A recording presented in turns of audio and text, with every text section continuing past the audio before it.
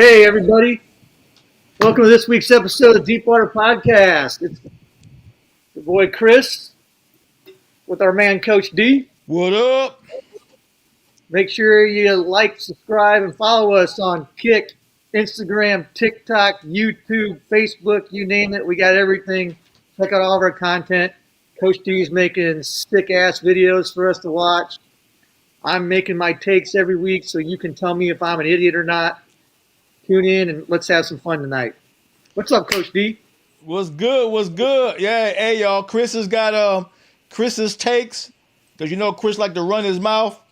So now he done came up with his own thing. Chris coming into his own, y'all. So let's let him do his daggone work now. So Chris's takes is basically he's giving his 2 cents about where he think the sport of wrestling and MMA is going.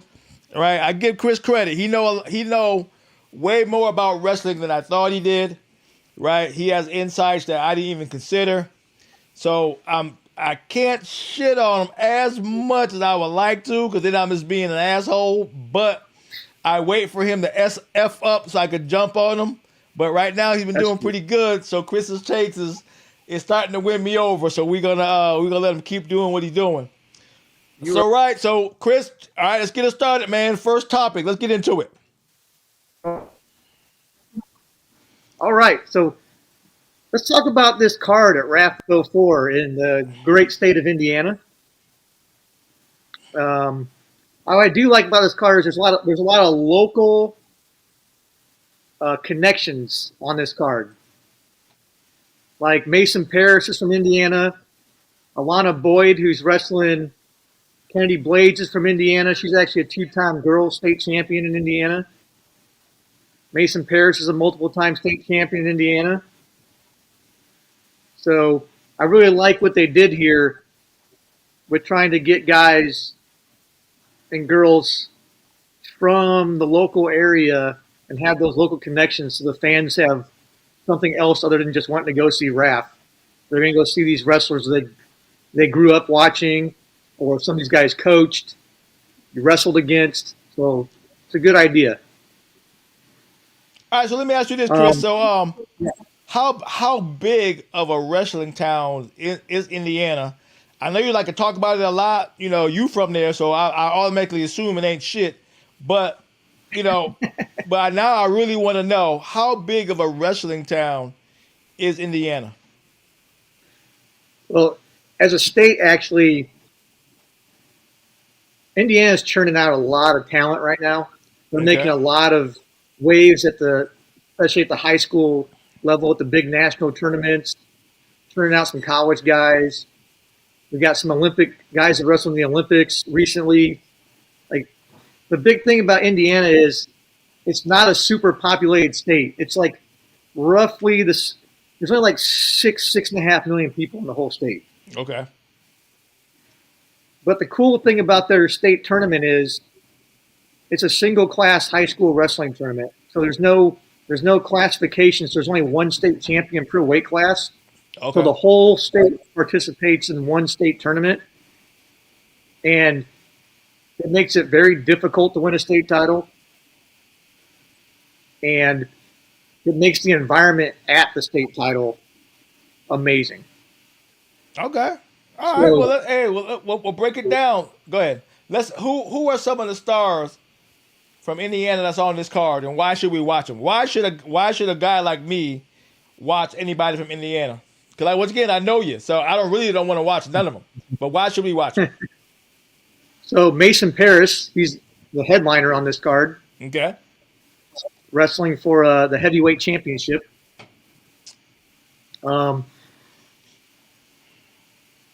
He's done a lot.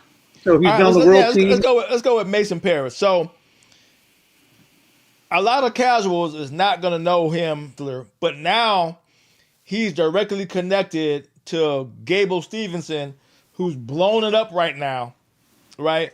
From the MMA side.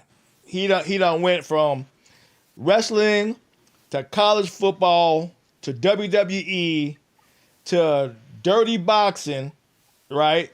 Now MMA, right? And now Dana White singing him praises. He's on Dana White's radar now and blah, blah, blah. right? But his last loss is to Wyatt, right? That's true. So how he's walking around like he don't got a loss on his record, right? That part I don't get. What's your take on that? Well, I mean, part of it is the reason why Hendrickson and Paris both only have one national title in their whole careers is basically because Gable Stevenson was stopping them. So then the year Gable Stevenson left wrestling is the year Mason Paris won his national title. Oh, And then when he took that year off and came back, that was the year Hendrickson beat him. so Gabe has beaten everybody before. So he beat Wyatt Yes. before. He's beaten Wyatt before. He's beaten Paris before. Kirk Vlett before. Every big name and every big heavyweight, basically, while Gable was focused on wrestling, he beat him. Okay, that part I didn't know. Well, that says so. No wonder they made Wyatt Captain America. I get it now. All right, makes sense. Makes perfect sense. So Paris is a world bronze medalist, and he wrestled at the Olympics last year for Team USA. Okay. So that's one of those guys from Indiana that's made it to the Olympics, right? Which basically him and then Steven Miocic made it. He's from Indiana, but he wrestled for Serbia. He didn't even represent the United States. Gotcha. So being such a low populated state, getting those two on the Olympic team in the Olympics, getting Sarah Hildebrandt in the Olympics, like I think getting the other female wrestler, name's escaping me right now, but we had like 4 Olympians in the last Olympics from Indiana, Okay. which was the most of any state in Well, the last Olympics. I'm looking it up now. Why is Hildebrandt not on this card? She injured? Yeah, she got injured. Okay. All right. I was going to look it up. Okay. All right. Good to go. Good to know. So she was supposed to be on this card, which was another one of those local Yeah. connections, right?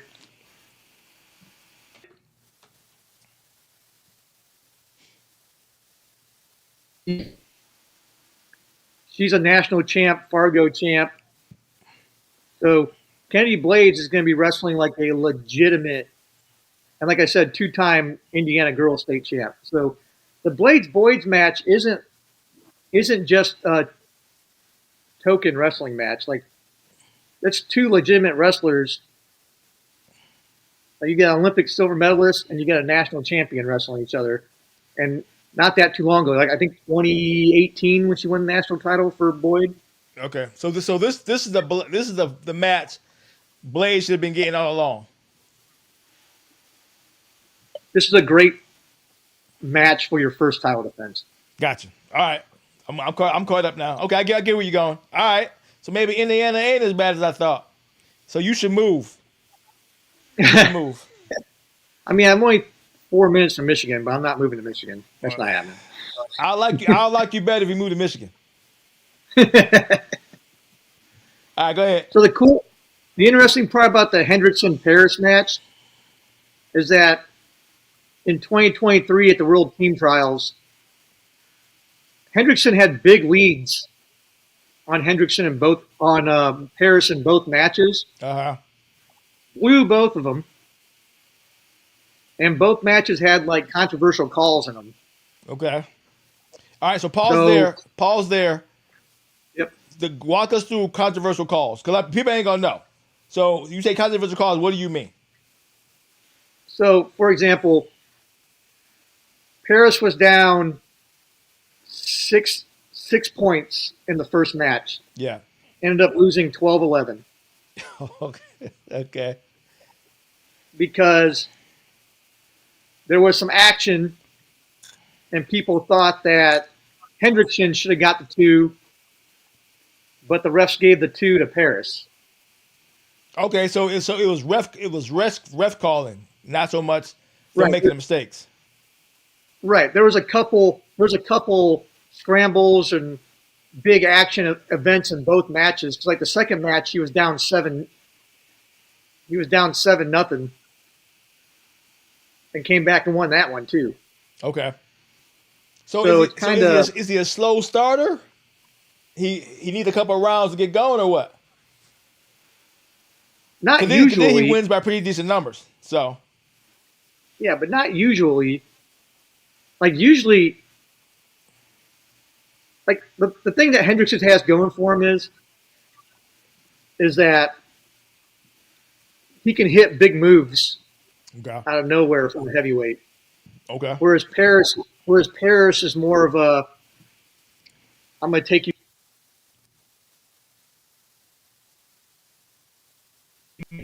by 1,000 cuts. I got you. So I could see why Henderson get these leads because Henderson probably hits a couple. Henderson hit a couple like big feet to back moves on him. Next thing you know, it's 4-0.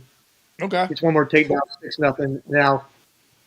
Now Paris has to do death by 1,000 cuts to come all the way back again. got you. So it'll be interesting to see how that plays out at RAFO 4.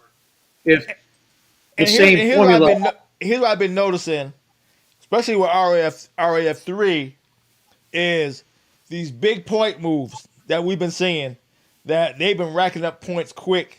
So I've been liking that. Oh, yeah. They are. I will say this: wrestlers are definitely catching on to what it means to be an entertaining combat artist. They understand big moves get big rewards.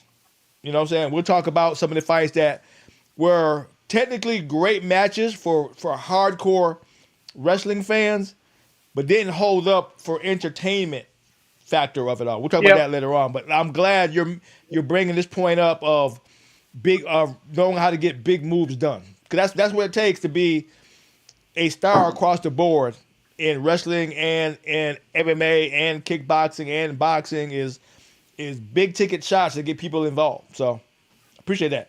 Well, what also makes it interesting is because all these big moves are happening, Yeah.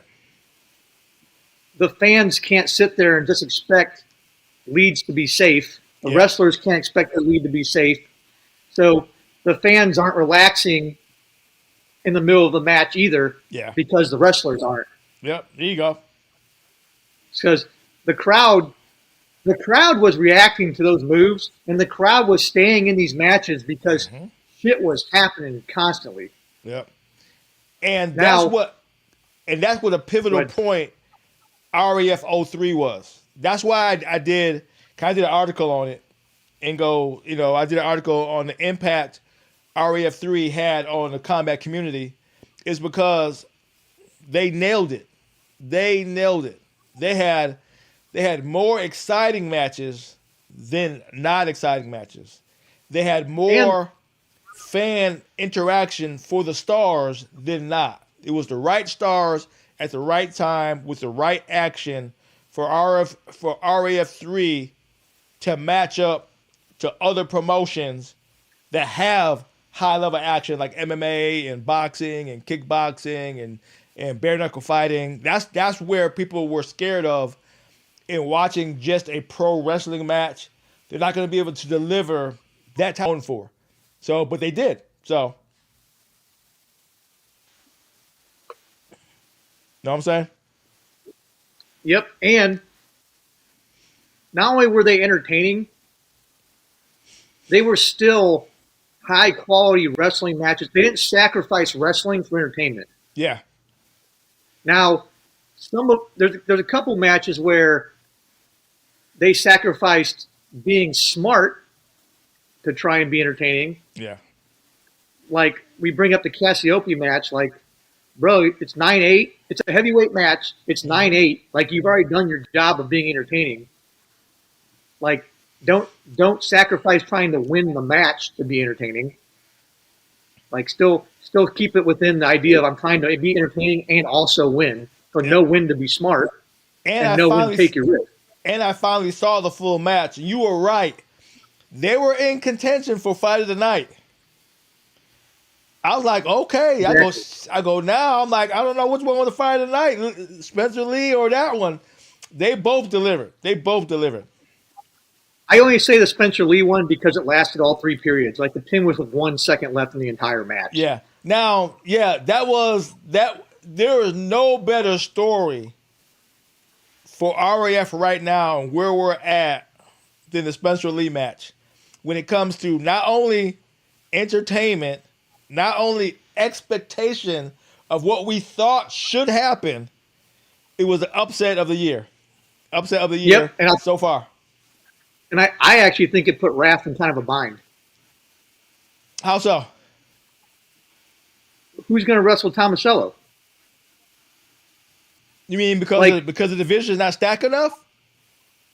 Well, no, I think they put Lee in that match fully expecting him to win so that he could be the one getting the next title shot against Tomasello. Oh yeah. Well, I mean, freaking what's his name on? I mean, however you say his name. Audrey. Yeah, Yatsenko, I get it. Yeah. I get it, but think about it from a selling ticket standpoint. Do I want Tomasello versus Yatsenko? Or do I want Tomasello versus Spencer Lee? Well, see, that's where we differ, right? You're talking. I'm going for a promotion right here. You're talking about it from a pure. To me, you're talking about it from a pure wrestling standpoint. Those two are the right match to make, right? But I'm talking about it from an entertainment standpoint of who the guy who got it deserved to get it because he pinned the guy that should have got it. That makes him the best guy to fight now. Now, if it went to the distance and Lee won on points, then great. But he beat Lee, who's supposed to be the guy, pinned him. However you say this guy's name, the man. The story I should be writing on that is how Lee got his ass pinned in a title contention match. That's the story. No? I tied that into the Hawkeye Wrestling Club as a whole. Okay, so I tied that in with Iowa Hawkeyes also underperforming, and I'm tying it to a coaching staff problem for the whole organization in general. Like Lee's a symptom of a bigger problem. Okay, so in the wrestling world. All right, so let me ask you this: the way you just said it, so are you saying Lee lost because of poor coaching, and not because he got out wrestled by another high level wrestler? So that's actually more complex of a question than you think. Okay. There's a couple ways you can go with that. Part of it is sometimes you get caught, and especially getting thrown is an example of something happening that shouldn't happen based on who you're wrestling. So I don't necessarily think he got beat by the better wrestler. Okay. I think he got caught, and I think 8 out of 10 times Spencer Lee wins that match. But that goes with any sport. That's the beauty of the sport. Wrestling is the only sport that you can't get knocked out, you can't get submitted, right? There's really no surprises. It's only who was quicker, faster, and smarter in a particular move, or who made a move that didn't pan out, who was stronger, all those things. So Lee did a move, it didn't work, and somebody else capitalized on it and pinned him. That's what being caught is all about. No? Right. But what I'm saying is getting caught like that is like is comparable to like some dude getting knocked out by a lesser fighter in UFC. Really? So like you've seen it in UFC where a dude gets knocked out in the first round and they rematch those guys and the dude just absolutely dominates him for 3 rounds because he avoided getting knocked out. Yeah. That's in my brain. That's how I'm trying to make that connection to the MMA fans that don't know much about wrestling. That would be like the comparable situation. Okay, I get where you're going. Okay, now since you say that, because Lee was doing his thing, right? To the point where I was like, okay, Well, I guess we know who's going to be going for the belt. I wasn't even thinking that Lee was not going to win. I get where you're going. So now I guess what you said about pure coaching and where he's at right now could make more sense, right? But from a matchup standpoint, everybody has a chance to win. Everybody can get knocked out. Everybody can get choked out. Everybody can get whatever. Any given day, something can happen, right? Right. And that was that day. So it wasn't Lee's day. Right. In wrestling, the pin is the ultimate equalizer. But what I'm saying is, I'm going to tie this into another point. What I'm saying is I would rematch them before I gave one of them a title shot. One, because of how close the match was and how it ended. Because it was 9-8 before the pin. Nope, and Lee was winning when that pin. I don't agree. And then if you look, the reason why I bring coaching into it is because Lee has been on a downward trajectory since the Olympics. Okay. Since he took silver at the Olympics, he has been stagnating. And to me, that's a coaching problem. Okay. But I can only go off of how I know the game. Okay. There's the number one thing that don't get you an automatic rematch in MMA is a finish. If it goes the distance and it's a close fight, right? And it was so close that it can go either way, that's where a rematch comes in, right? But if you get knocked out or submitted, you do not get an automatic rematch, or matching them up is such a huge ticket seller that the UFC can simply not avoid that rematch happening. Look how long it took Yanni to get back up to Merab after he lost. Yanni had to earn his way back to Merab because Merab was a dominant champion. He was winning all his shit. But Lee got pinned. Huh? Didn't they rematch? Yeah. Was it Leon Edwards who knocked out somebody in the 5th round? Didn't they rematch them like immediately in UFC? Oh, but you know what I'm talking about? Say it again. Say it one more time. Was it Edwards who's like spinning back fisted that dude in the 5th round? You remember who that was? That Adesanya? Yeah, it might have been. Yeah. But didn't they run that back like immediately? Yeah. Wasn't that like their next? Yeah, but that was also the biggest ticket selling. Tickets of these two were the biggest stars at the time, so it made money sense for the UFC to run that back.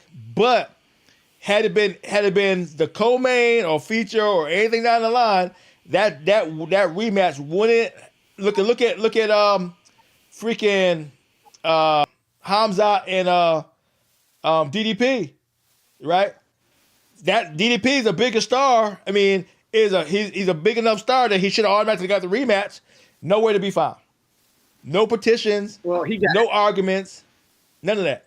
Well, you can't do You can't do a straight up rematch when you get dominated like that. Like DDP didn't even have a chance in that fight. That's where the pinning and the knockout comes in. It's the same thing. But I'm saying because the pin was at 1 second left in the match. Right, to me, that's like the 3rd period spinning back fist by Edwards. Okay, I get what you're saying. Because Lee was winning that match the entire time. Yeah.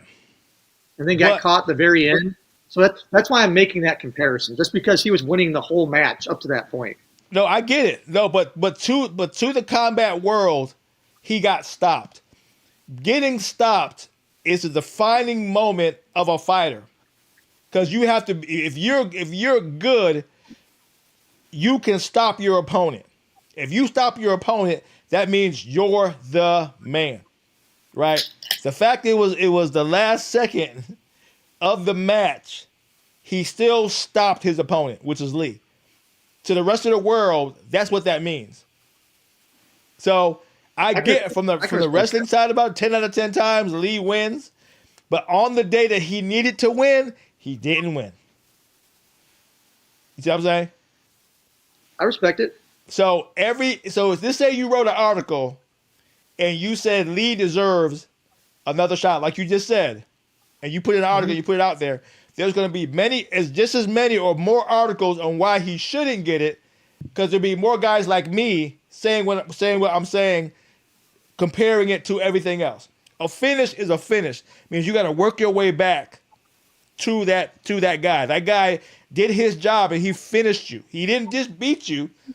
It didn't go up to the judges. It didn't go to the refs' decisions. He beat you, hands down. So that's what I'm going with. Then, so I get what you're saying, though. Yeah. Well, if we do the way you're saying, then I think that Senko should be wrestling DeSanto as the number one contender in fight to get to Tomasello. Okay. So then where does that put Lee?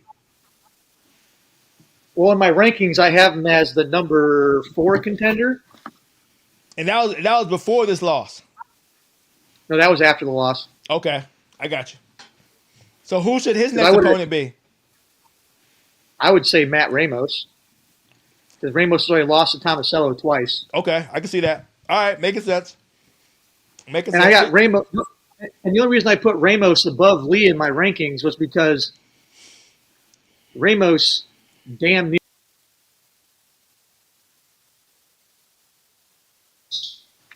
So I gave him credit for wrestling better the second time against him versus the first time he wrestled against him. Okay.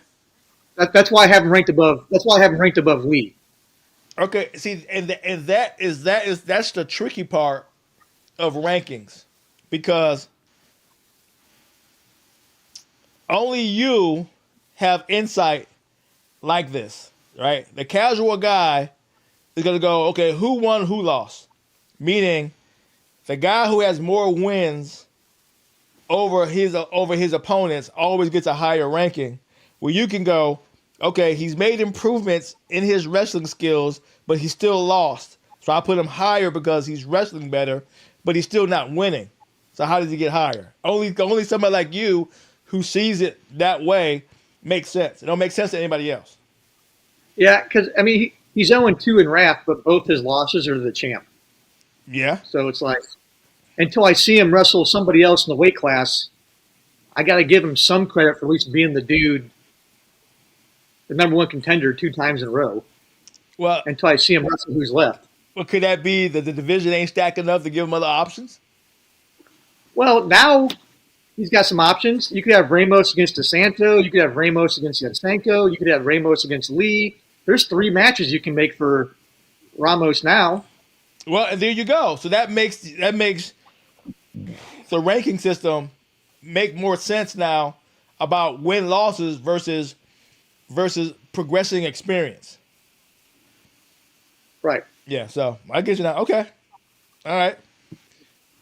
So let's head on to the next topic. You ready to go? You good? You good? Well, we still got there's still a couple matches that I think are going to be good. My bad. Go ahead. Yeah, we kind of went off on that Spencer Lee tangent for a minute. Yeah, leave it alone. You're right. Go ahead. So, what I think's not really getting talked about here is Valencia versus Kakaisen. I know Valencia. I don't know as much about Kakaisen, so you have to walk me through that. Everyone forgets that Valencia beat Kyle Dake.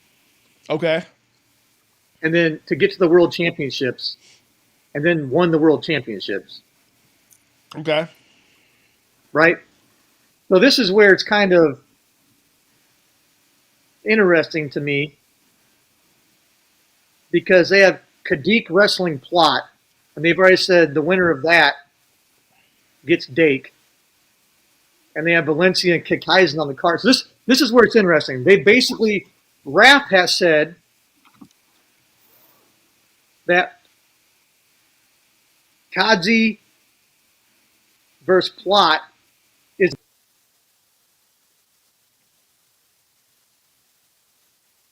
world champion debuting in that weight class. Okay. Now, the other interesting part is both Kadzi and Valencia have both beaten Kyle Dake. Oh. So either one of them are favorable matches. Right. So to me, the number one contenders match should have been Valencia Kadzi. since they've both beaten Dake. Yeah, that makes sense. So You're either, right. I agree with you on that. either way you look at it, that title fight is going to be a Dake revenge fight, regardless of who wins the bout. You guarantee a Dake revenge fight. Yeah. And I agree with you more with that because Dake has done enough for RAF right now. So you should run that number one contenders match to give these guys a chance to shine and then go, okay, they've earned their way to get to Dake. Because Dake's been showing up. You know what I'm saying? So I'd argue Dake's the face of RAF right now. he is. And he's charismatic and he knows how to have fun. He ain't taking the shit too serious. Like I said, and he's undefeated. He shows up at every event. Yeah. Even when he's not wrestling. To get to Dake should now be harder because he's undefeated, he's beat everybody, right? That they put in front of him. So they like to say, to get to me, you got to be a somebody. You got to go through the division to get to me now. Every number, it should be always a number one contenders match before you even get to Dake if you're on the roster. Now if they bring in somebody new, he's a 5-time Olympic champion, won the worlds every chance to go. If he's that guy, then yeah, of course. But right now, everybody should be going through the ranks. We have enough people in the divisions that any debuter should be going through the ranks to get to a belt holder. It shouldn't be an automatic title fight like you said before. What I like about talking about cruiserweight in particular, because Kyle Dake's the face, that's one of the weight classes that's probably already the deepest besides heavyweight. Yeah. Right? But this is the interesting part, right? I have Dustin Plott as the lowest ranked wrestler in that whole weight class. Based off, I just think the other 6 guys in the weight class are better. They have better achievements. They're younger. They've done more. Does their fight record match up? Well, I don't. Only thing I have to compare with.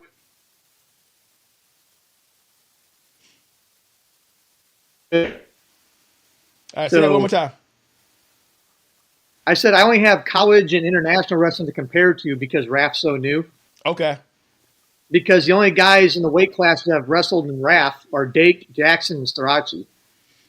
Right. So my take is who's ever competed on RAF has a higher ranking automatically than any debuter. Because any debuter has not been tested on RAF yet, despite their record outside of RAF. So if they go in and they just completely dominate their debut, then yeah, now you have a real conversation. It's like coming into the UFC, right? Look at God dang it, my mind don't went blank. The dude that came from Atlanta has been knocking out everybody in the first round. What's his name? Black or white? Black. He won the Contender Series. Knocked out the guy that Sean O'Malley couldn't knock out. You know what I'm talking about? He's now I can see his face. Yep, he's now a superstar. Now he just lost. Well, anyway, you know what I'm talking about. Remember that kid that was like 10-0, lost on 2 years ago. Yeah, he was undefeated. He just lost his first match. So look at him, right? He came in as a debuter, but then he started knocking out everybody immediately. So then they bumped him up significantly in the popularity and rankings because he's already proven that he can beat most guys. So that's what I mean. If you come in as a debut and you dominate, then we can have different conversations. But as a debuter, no. Because now it's considered the pro leagues. See, you can't. Go ahead. You see the chat? No, let me look. What they saying? They call me a name? No. Oh. Oh no, we gonna. Hey, that's on the roster, and you better hold your tongue for I get out of business. I'm glad you say that because now I'm gonna get you guys as well as Chris because this is gonna be on the table. Trust me. Marab Marab was the only American champ until last weekend, so Rob is not even American. he's a U.S. citizen. God damn it! Okay. Well, yeah. And he's lived in New York for like 15 years. It's amazing how fickle. It's amazing how fickle you American fans are, right? That's why no other fans are like American fans. As long as you're winning, you're great. As soon as you lose one match, now you ain't shit. That's the American Yeah. fans. Marab was the I still man love Marab. I before the still love match Marab. started. Everybody was talking about how good Marab. Okay, no, hold on. We're gonna hold off. I ain't gonna get started yet. Continue, Chris, on this podcast. But to chat, I'm gonna get y'all too, punks. Go ahead, Chris. I've always said I like Marab. No, I've always save been. it, I've save been a it. No, Marab guy. save it. I saw Yeah. your post on Facebook.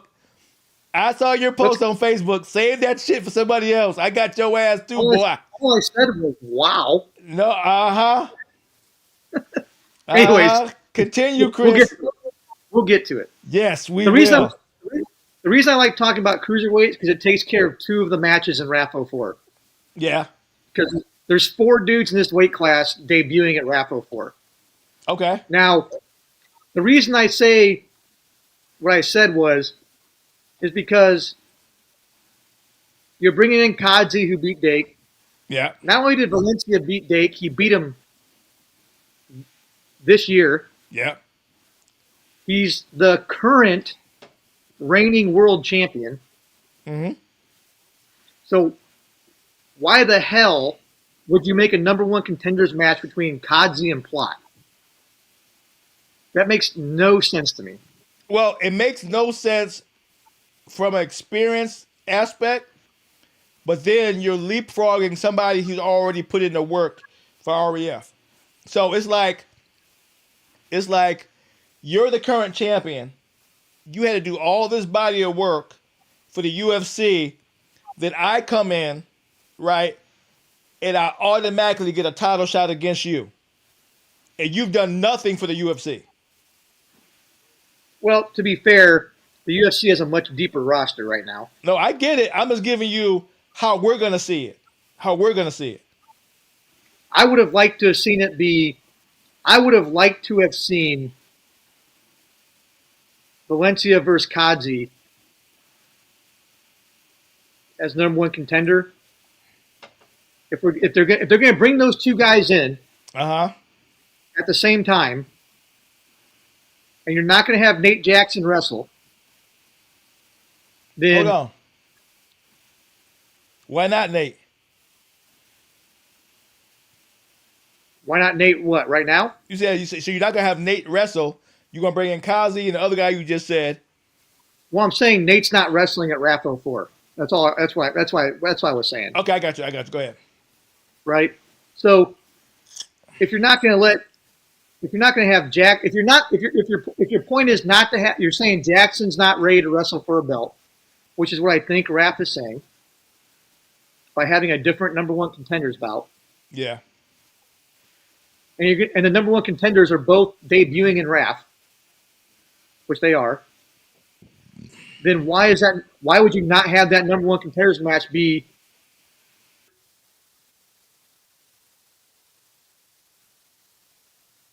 that beat Dake? Well, I mean, I don't. First of all, I don't think it should be a number 1 contenders match. Not when you got Nate, who just won and won against a high level wrestler, right? To not be considered a number 1 contender spot. So I think that should be just a match to see who fights Nate. I think it should. To be fair, if it was me, I would have had Valencia versus Nate Jackson as number 1 contenders match. Okay. Only because Nate Jackson's already wrestled in RAF on his end, Mm-hmm. and I want to reward him for doing that, for being loyal to the brand. Mm-hmm. And I would give Valencia the nod as a debut only because he's the current reigning world champion. Okay. So I get. So here's, like I said, once again, here's where we differ. Okay. And it makes them wrestle another match before they show up to Dake. So Dake gets another month to rest and Okay. prepare. So look at it this way. So I get what you're saying, and only your experiences tells you this. Tells you what you just said now. But if this was Mm-hmm. the UFC, everybody will go to the Contender Series so that the rest of the world could get to see what these guys can do. Unless you're following wrestling to the core, okay, which you're doing, which most of the wrestling community is doing, right? But your numbers aren't the RAF numbers aren't coming from just the wrestling community. They're coming from everybody else, right? So everybody else is going, this is where your profit comes. Your profit comes from the casuals wanting to see it, right? Yeah. Nate killed it, right? Nate not only won, he won in spectacular fashion. He got the fans involved. He's the Yep. guy right now. So if you're going to continue to ride on the I love him. momentum of Raph, then Nate's the guy you want to match up against to keep the momentum going. And the guy who beats Nate gets all that credit going into the next fight. On a personal level, I don't disagree with you. Okay. Okay. I'm trying to keep my rankings analysis perspective separate from what I in my heart would want to see happen. I guess is the best way to describe it. Okay, but then you're missing the whole point. I get you now. You're being analytical, which is great for the guys who need to understand the numbers. It's like an accountant. Okay, here's what you should be doing, but I know what you want to do. You want to make money without paying taxes. That's how you go to jail. So I get what you're saying. So you got to do it the right way so you don't go to jail. But we're in America. We're based off star power. That's why we can love you today, meaning Marab, and hate you tomorrow because he lost, meaning this fucking chat. Is because we're so caught up in the emotion of it. You know what I'm saying? Nate's the right guy because Nate earned the right to be the guy. You know what I'm saying? That's all I'm saying. Using what you just said, as I would love to see Nate Jackson get his flowers.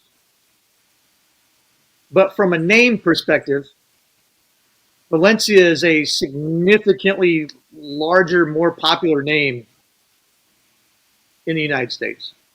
Okay, so you're saying he should leapfrog Nate? I'm not saying what should or shouldn't happen. What I'm saying is, from a promotional standpoint, yes. Okay, so how does him not beating Nate be more beneficial to Raph than to leapfrog somebody who just won their last match? How does that make better sense? This is what I think is going to happen. Okay. Kaji is going to beat Plot. Mm-hmm.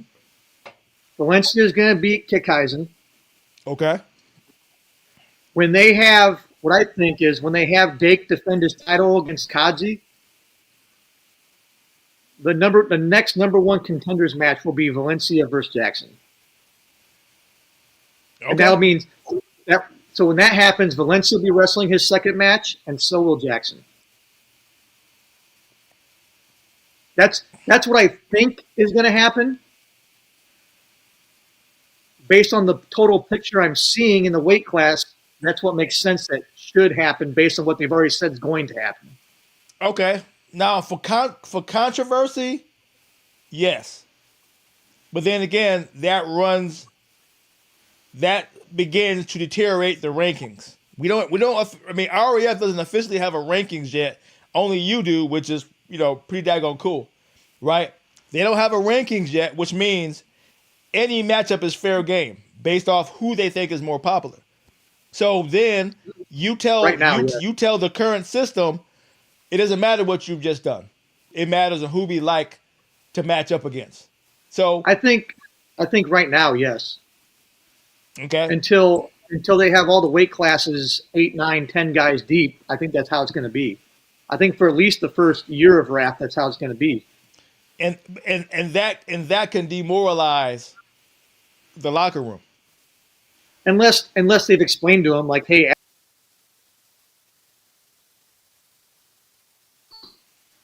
they could have told the locker room, hey, these guys,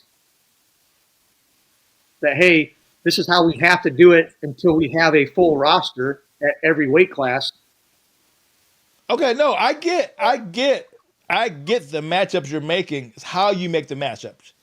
Like so if you're Nate and I'm Izzy, and I go, hey, we're gonna bring in Valencia and have him fight for the number one contender spot, for to fight Dake, and you go, well, what about me? And I go, what about you? How you gonna feel? Well, that's what I'm saying. That's the crazy part. They're bringing in the current world champ, and he's not even in the number one contenders match. Okay. You know what I'm saying? Like, Yeah. so that's why that's actually as crazy to me as Nate Jackson not being in that match. Okay. Okay. I got it all now. I got it all. I was missing something. Okay. I see where you go now. Okay. Fair enough.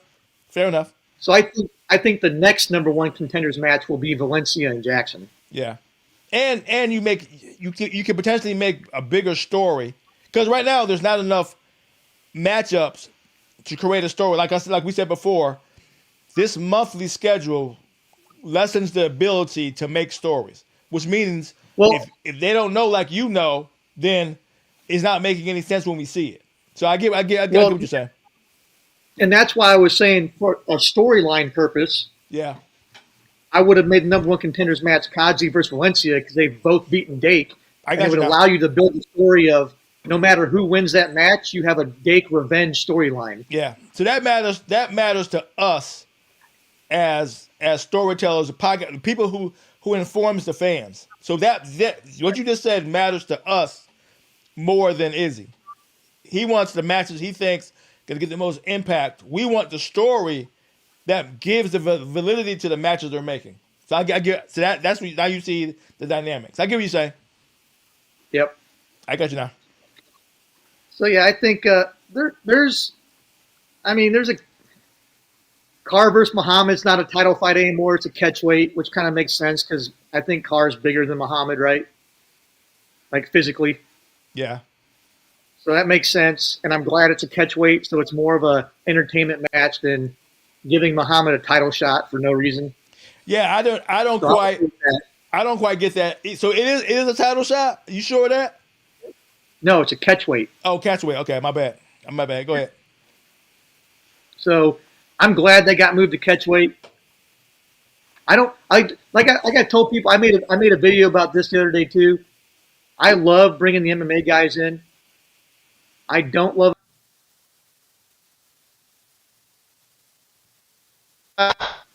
So that's the two things I don't like. I don't like them being the main events, and I don't like them getting title shots off rip.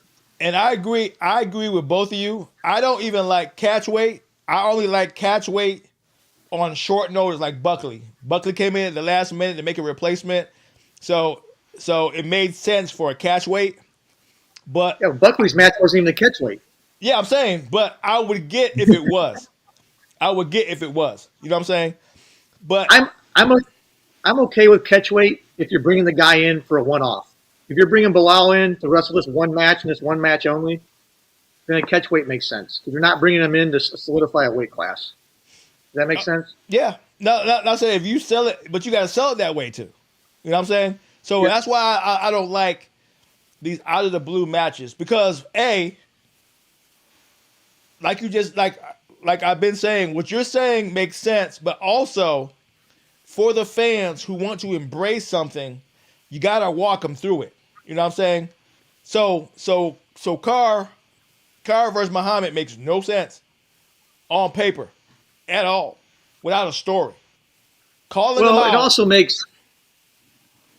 Go ahead. It also makes no sense that you have your current belt holder wrestling a catchweight match. Like your belt holder should only be wrestling title defenses. That's it. Yep, I agree 100%.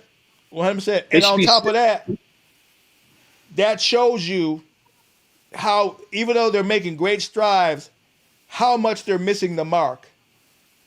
Why would a belt holder call out somebody? He's a freaking belt holder. Somebody's supposed to be calling. Now, if Muhammad called him out and they made the matchup, cool. That's how it's supposed to happen. But I Yeah. wish I would have a belt, and I'm calling you out. Now, if you just won the Olympics, maybe, right? But Right. Like, definitely right. not an MMA fighter, right? And definitely not somebody who don't have the Eh, stats to match up to me. yeah. And that's part of, like I said, like you had an event like RAF 03 that blew the roof off the place, Yeah, right? So they're so just so we're clear in our opinion here, they're doing a lot more right than wrong for how young they are, yeah, of course. No, right? no, But yeah, they get it. these Yeah, but little now we're just picking it apart. That's what we do. But no, no, these they're little still winning. They're still winning. these little things are like the rough edges we could smooth out. Yeah. And I just don't like like RAF 05 has an MMA main event, and you're going to have multiple.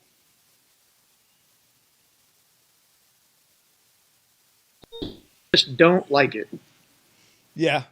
Cause I mean, and that's also these every month cards. Like I said, the way Raf is doing it, they're making matches assuming the fans already know what's going on. Like you do. When we see a matchup, you type into our chat, that's a good ass matchup. I look at it and go, who are these guys? Right? Why are these two? Yep. Why should these two match up? That's the first thing I'm saying. Then I go look, and I go, okay, right? Then I go look from a star standpoint, and they're just stars to hardcore wrestling fans. They're not stars, right? They're popular, but they're not stars, right? And So when you see a main event, that means these guys are stars. If you made Bo Bassett a main event on RAF 4, it will freaking blow the roof off RAF 4 because he's a star. now, counterpoint. Long term, the point of RAF is to turn these guys into superstars outside the wrestling community, right? Long term. Yeah, So that we also got that going for us is that we have a sport where our stars inside the sport, while extremely popular in our small community, rap is the first stepping stone to where we can expose them to the masses. And then once we have them like good on the microphone and understanding how to play that game, now we can start getting some actual wrestling superstars. So I okay, kind of it's kind of catch 22 at the moment. You know what I mean? Like yeah. I said because the only thing's missing right now with Raf is more of us. How you become a star are guys like us, right? Who go in and go, this is why this guy's a star, right? Our RAF is doing a great job, but they're still very clean, right? They're very perfectionist delivery system of how the world sees them. They're still promoting true wrestling as the majority of their content delivery. Not only guys like us who get it, who go, okay, I mean, he's good, but is he really that good? Like Lee, right? He's good, but is he really that good? You know what I'm saying? Somebody's supposed to have enough experience it used to be. to ask these questions. And that's how a star is born. You know what I'm saying? Oh yeah, I do.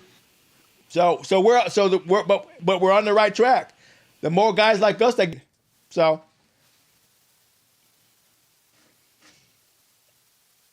all right. What you got? I think we're good for RAF 04 for now. All right. A5 fans, we get in the groove now. So now we get to talk about the bullshit that y'all want to talk about. You Oh, mother Marab, effers. Let's go. I got a couple comments about the match. Okay. I was surprised at the disadvantage Marab had in the grappling. Okay. Now, And go ahead. I think that was the biggest difference maker in the match was him scoring takedowns at a low conversion rate and actually getting taken down himself multiple times. Okay. I was very surprised by that. I think it was a big part of the scorecard going the way it went as well. No, no, well, two parts. A, you're right, and B, the commentators told it that way. But also, is is striking versus damage. Now, if you look at the numbers, Marab was tagging Jan as much as Jan was tagging Marab. So it wasn't who was Yep. outstriking who. It was the damage that Jan was delivering to Marab, and the Jan was visible hitting and the hard. visible damage on top of that was swaying to judges.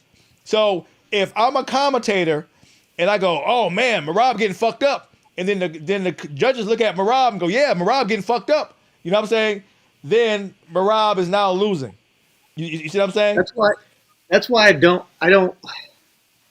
I don't like damage that much because like first of all, some dudes just bleed easy. Yeah, Like it's one thing to have a bloody nose; it's another thing to have a gash across the top of your forehead. You know what I mean? yeah, Like to me, damage is like something's been opened up. yeah, A bloody nose, I can get a bloody nose because the air is too goddamn dry, man. Like yeah, like yeah, blood out of a place that would bleed like a mouth or a nose. To me, that's not like real damage. Like if I need stitches after the match and I'm bleeding profusely from this big ass gash in my head, okay, you did damage to me. yeah. Well, see, this fight was. That's why you hate when you let the judges decide. This fight was as close gets. To me, it was one of the top three fights of the year. To me, right? I thought it was a great fight. Yeah, it was great, right? And Marab was giving right back to Jan. He just wasn't connecting and changing the direction of the fight. Meaning that when Jan hit Marab went back or he made some kind of indication that Jan's strikes were affecting him, right? Yeah, he Where yelled when a couple Marab times. hit Jan, we saw no physical change in Jan's direction. He kept coming forward.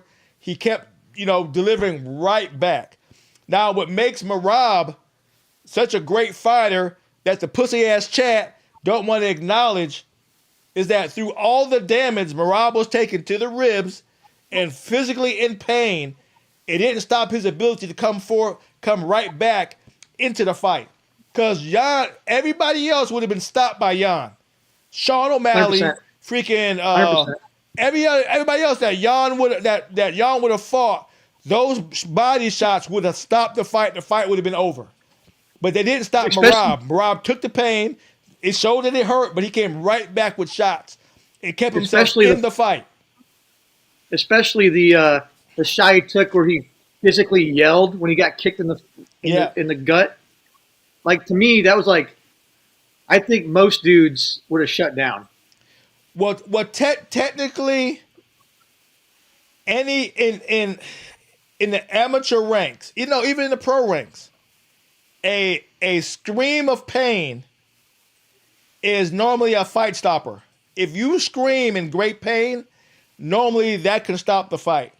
The only reason it wasn't stopped is because it happened on the feet and Marab can get distance. So he And he wasn't stayed on his in feet. immediate danger after that shot. But if it was in a submission position and Marab would have screamed in a submission, the fight would have been over. Or if he went down on a knee or went off his feet from it, they probably would have stopped it. But the No, fact he because stayed on his feet the whole time. no, even if it went down from the shot, he was still John would have to finish him for the refs to stop it. Pain doesn't mean the fight's over. Pain doesn't mean the shit hurts. So, like I said, and Morale was in a position to make something else happen, which means he could have grabbed his stomach and ran around the cage. He could have done Yeah. anything to keep the fight from being over. But in a submission position where you can't go nowhere and you scream out means your shit is broken. You know what I'm saying? I think I agree. I think another thing that kind of gets missed in this, maybe if Marab fights him in March instead of it being his fourth title defense of the year, and he has more time to prepare and rest, maybe the fight goes different. Like I think Marab was trying to do too much. Like I don't think a champ should be fighting. Well, I mean, yeah, that's a legit question. I mean, that's a legit statement. Rob was trying to be, the best in the world, but that's what's encouraged by the UFC. You don't hear nobody going, okay, Marab doing too much. You don't hear nobody saying that. You know what I'm saying? They're saying, I hey, mean, it's a business. You know what I'm saying? I'm not saying he was doing too much. What I'm saying is like, if you have a belt and you're always getting supposedly getting the best of the best in your weight class. Yeah. Maybe 4 fights in a year of the best isn't a smart decision. Well, on top of that, when you're at the top of the heap, who are you preparing for? Your system worked. So what are you changing? Jan had all this time to study and prepare for Marab. That's the part that the commentators did get right. They were going, look how Marab did this to avoid the takedown. Look how Marab did this to transition, Marab to the cage. Look how Jan was able to take down Marab because he prepared for it. He had all these matches to prepare for Marab, which is the right thing to do. But who was Marab preparing for? His system worked up to this point. Everybody he used his system against, even Jan, in the first one, he's won. What reason is there to change it?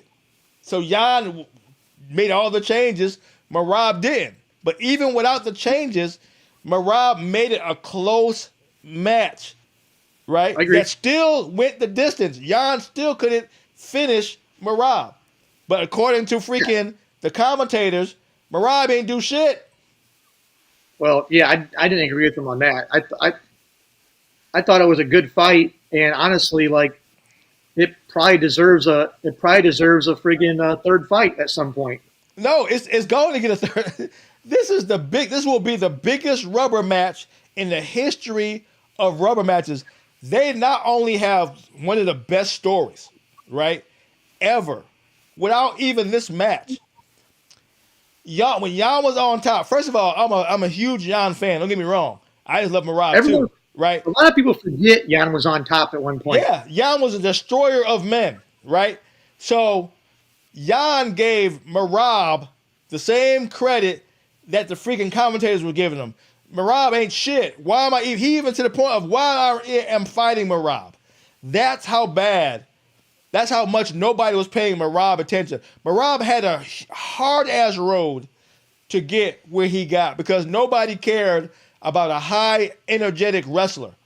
They still wanted knockouts. Freaking Jan hit hard. He could grapple, right? He hit you. He hurt you. You know what I'm saying? So Jan was the guy. He wasn't supposed to lose. That's why I don't think he lost to Sean O'Malley.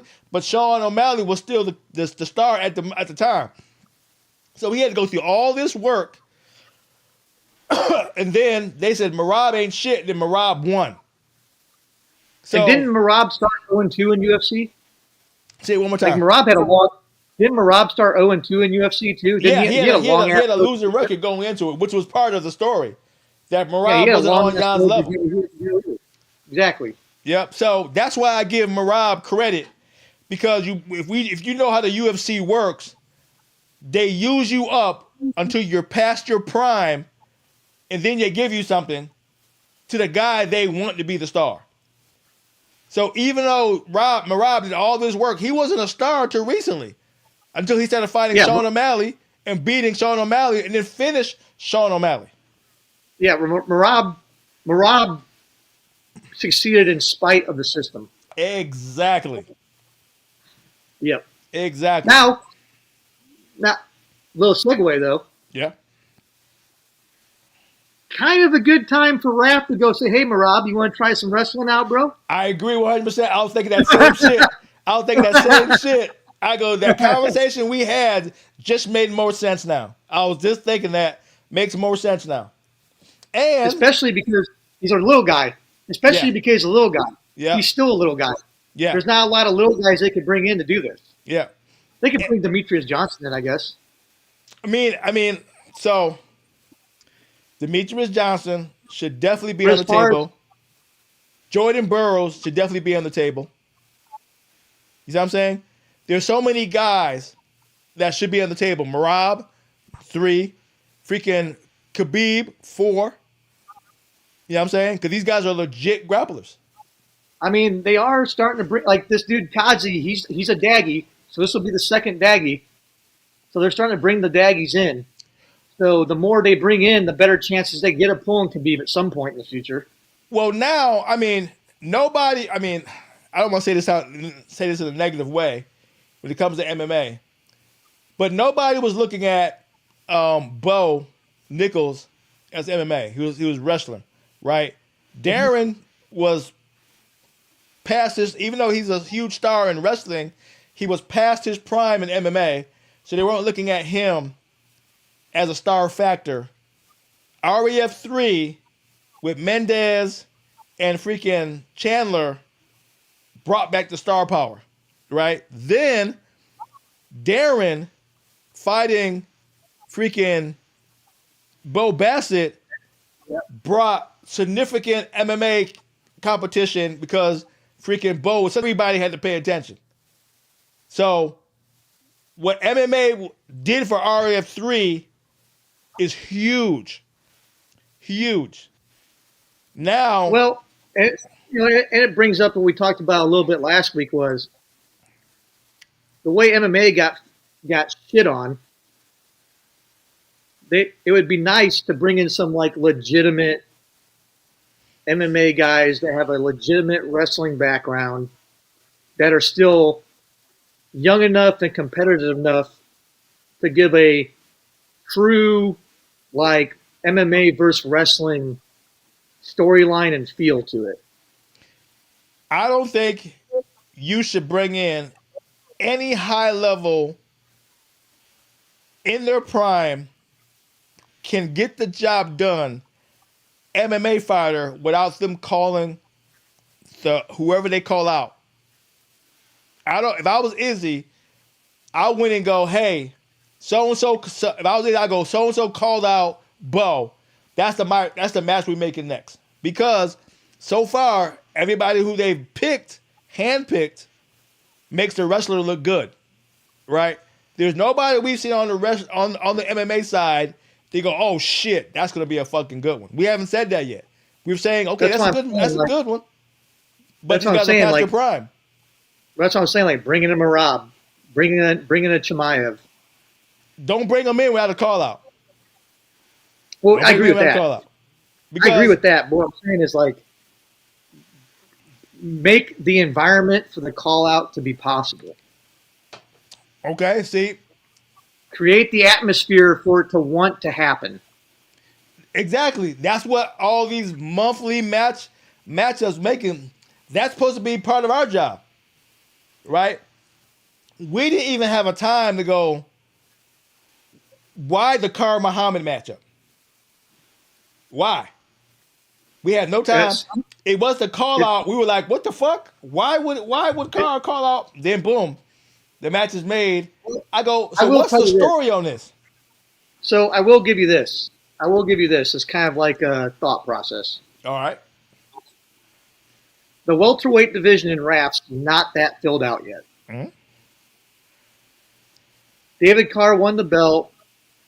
We got Salkazanov in there, right? That's pretty much it. There's like 4 dudes in the weight class right now that we know about. Okay. So maybe Carr, and with Raf's blessing, maybe, I don't know, right? That's speculation. That's my opinion. Maybe because the weight class isn't really filled out yet, he just wanted to fucking wrestle Bilal Muhammad. Okay, and that's fine as Carr wanting something, but then there's 3 other guys in his division that should be going, you motherfucker, you think you're going to pick a wrestler over, an MMA guy over me? right? So now that should have been the blowback from that call out from everybody else on the roster because Carr just came in at RAF2. That was his first time in RAF, correct? That was the whole weight class's first time at RAF. Oh, was it? Yeah, because Sal Kazanoff and Green wrestled RAF 02 as well. Okay. So they brought the whole weight class in at once. Okay, so now I don't even know what the value of Muhammad was.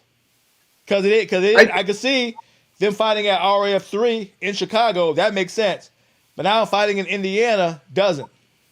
Here's kind of my thought on it. Okay. I'm thinking maybe the rest of the weight class they just didn't have a match for Carr because maybe the guys in the weight class aren't available for RAF 04. Okay. And they knew that ahead of time. And because it kind of feels like they already made this match before the call out. Oh yeah, no, guarantee. I know they did, but I'm still lost on because I haven't seen anything significant from Muhammad back to Carr. He knows what to do.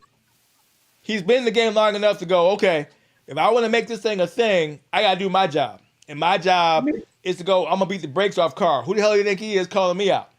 We all know how the game is played. But I have not seen that yet. So where is the value of the match coming from?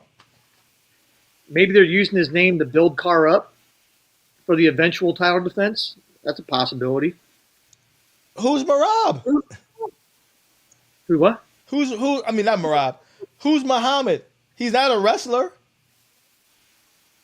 I'm just speculating. I'm just trying to think of reasons it could be a thing. I'm going back and forth with you on the debate of the value of the match.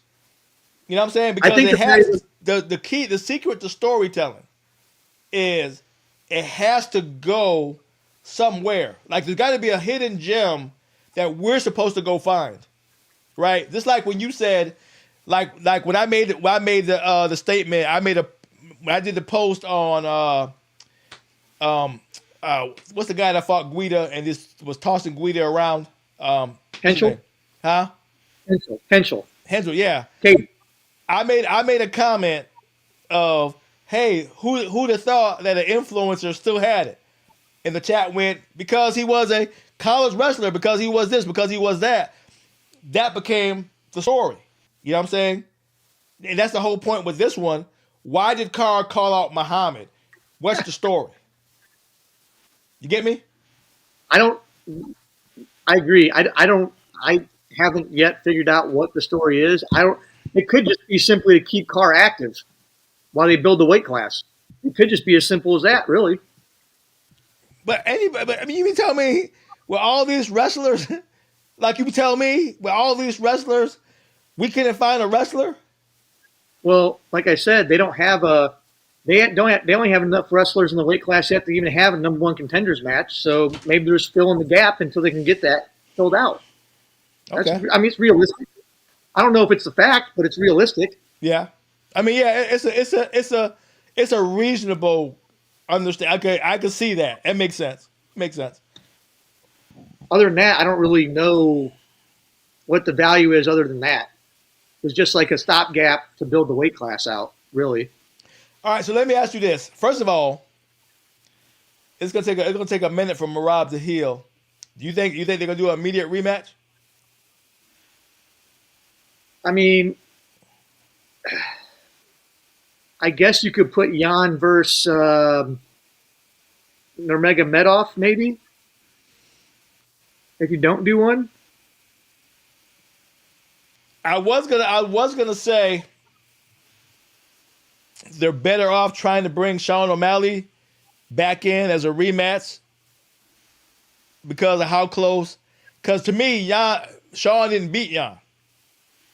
Maybe if you do it at the White House, it makes sense to do that rematch. Yeah. I don't know if I just do it on a regular UFC card. Oh, it won't be. It won't be in a regular. It's gonna be a primetime card. So. Well, what I meant by regular UFC card is, I mean, not just like a regular, like I would if you're going to do that specific rematch, that would be like something like the White House card or something like a big, Yeah. you know, because especially with you're already going to have McGregor there, like you're talking about massive ratings in Ireland and around. If you get O'Malley and Connor, and there's titles left and right, like you should be filling that, you should be stuffing that card full of title fights. Oh, I will say this, and I'm glad you said that. Okay. I like Michael Chandler as a fighter, right? I don't consider him that big of a star, but apparently he is. It To feels like this. not only win big. I mean, the fans were already behind Chandler at RAF 3, right? To, That's fact. yeah, to go from winning at RAF, which RAF is too new of a promotion to give you that much, to also get the Conor match at the UFC at the White House card is effing huge. Huge. I agree. I I'm like, agree. okay, I must That's be a missing the mark. I must be missing the mark on Chandler. I must go, okay, I may have to dig more. This guy must be a bigger star than I thought. dude. Our chat can't agree on it. We got one saying he's a goat. We got one saying he's a fucking bum. Like even our chat's schizophrenic. We don't even know what's going on right now. Yo, guys, look at Chandler's record in the UFC. He's like 5-6 or 4-5 in his last 5 fights or 6 fights. He's also old. I'm not even gonna say old. I'm gonna say, Old for a fighter. yeah, his last win was at REF. Hey, and he gave wrestling all the flowers. So if you're a Yeah, wrestling fan, you should be all about Chandler right now. don't even get me started on that shit.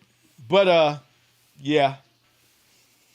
Anyway, so I told you the chat wasn't shit. If this what they come up with, the chat ain't shit.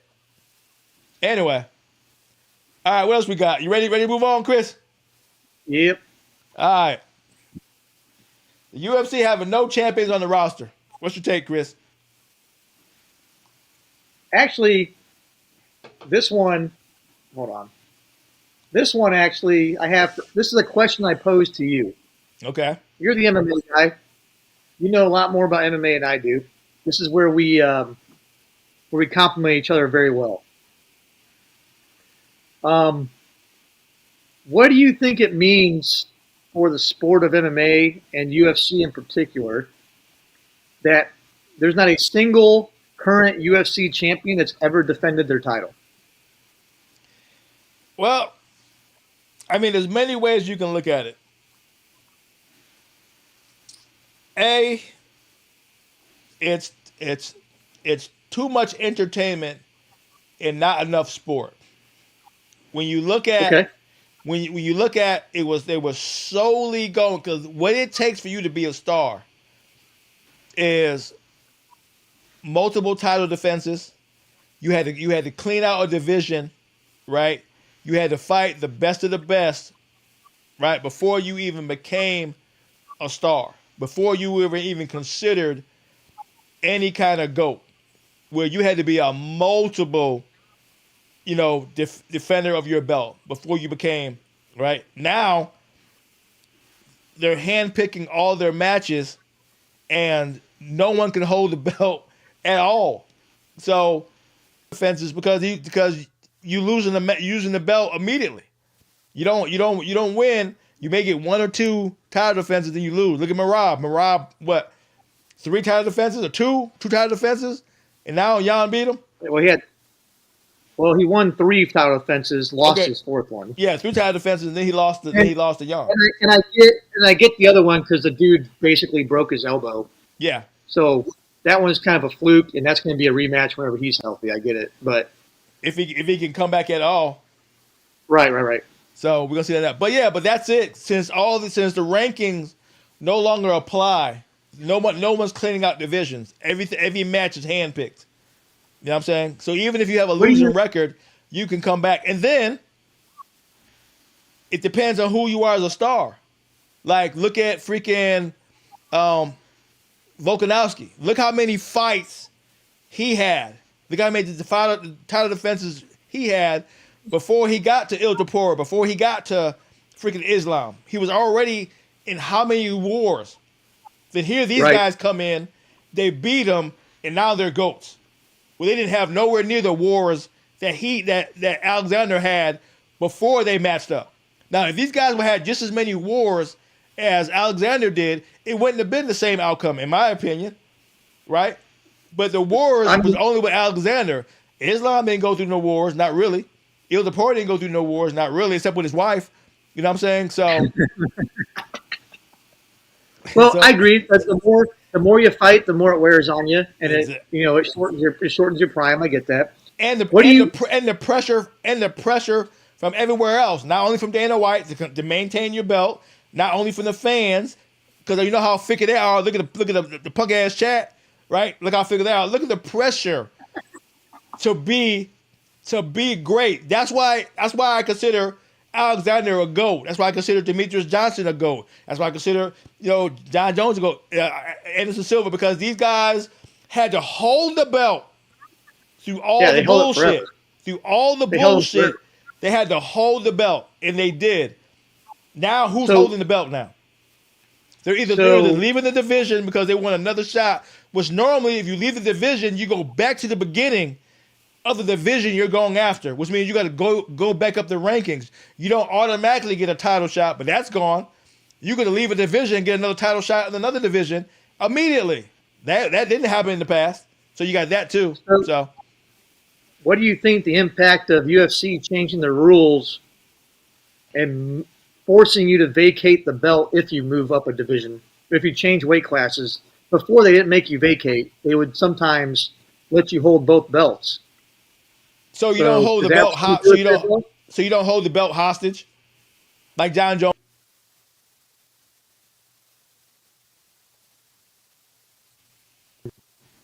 Having all these guys that don't have title defenses because guys are vacating belts now to move up that they would normally hold and fight at both weight classes. You think that has any impact on it? On the current situation? It is they're kind of manufacturing GOATs. You know what I'm saying? So Cejudo still had to win his way up to get both titles. They didn't give it to him. So Cejudo was the last true double belt holder who had to earn both belts. Now did Cormier have to earn them both? Yeah, Cormier too, but Henry Cejudo was after Cormier. So right, okay, I got you. So look at now. You can automatically almost get another belt contention pretty daggone quickly without really having to fight anybody. So where is the earn come from?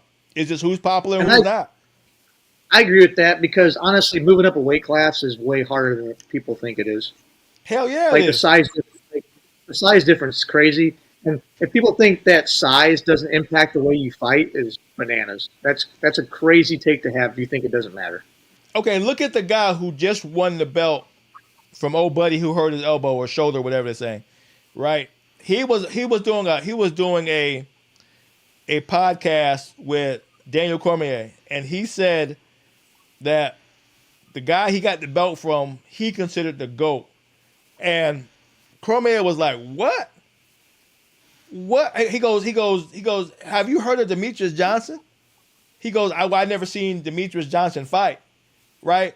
And the guy goes, DC was like, "What?" That'd be like, not even watched a video? That'd be like me as a wrestler. He goes, "You don't even know you know who Demetrius Johnson is?" He goes, "Yeah, I know who he is." I go, he says, "Okay." He goes, "That'd be like me as a wrestler never watching a Cael Sanderson match." Exactly. Like you're like what?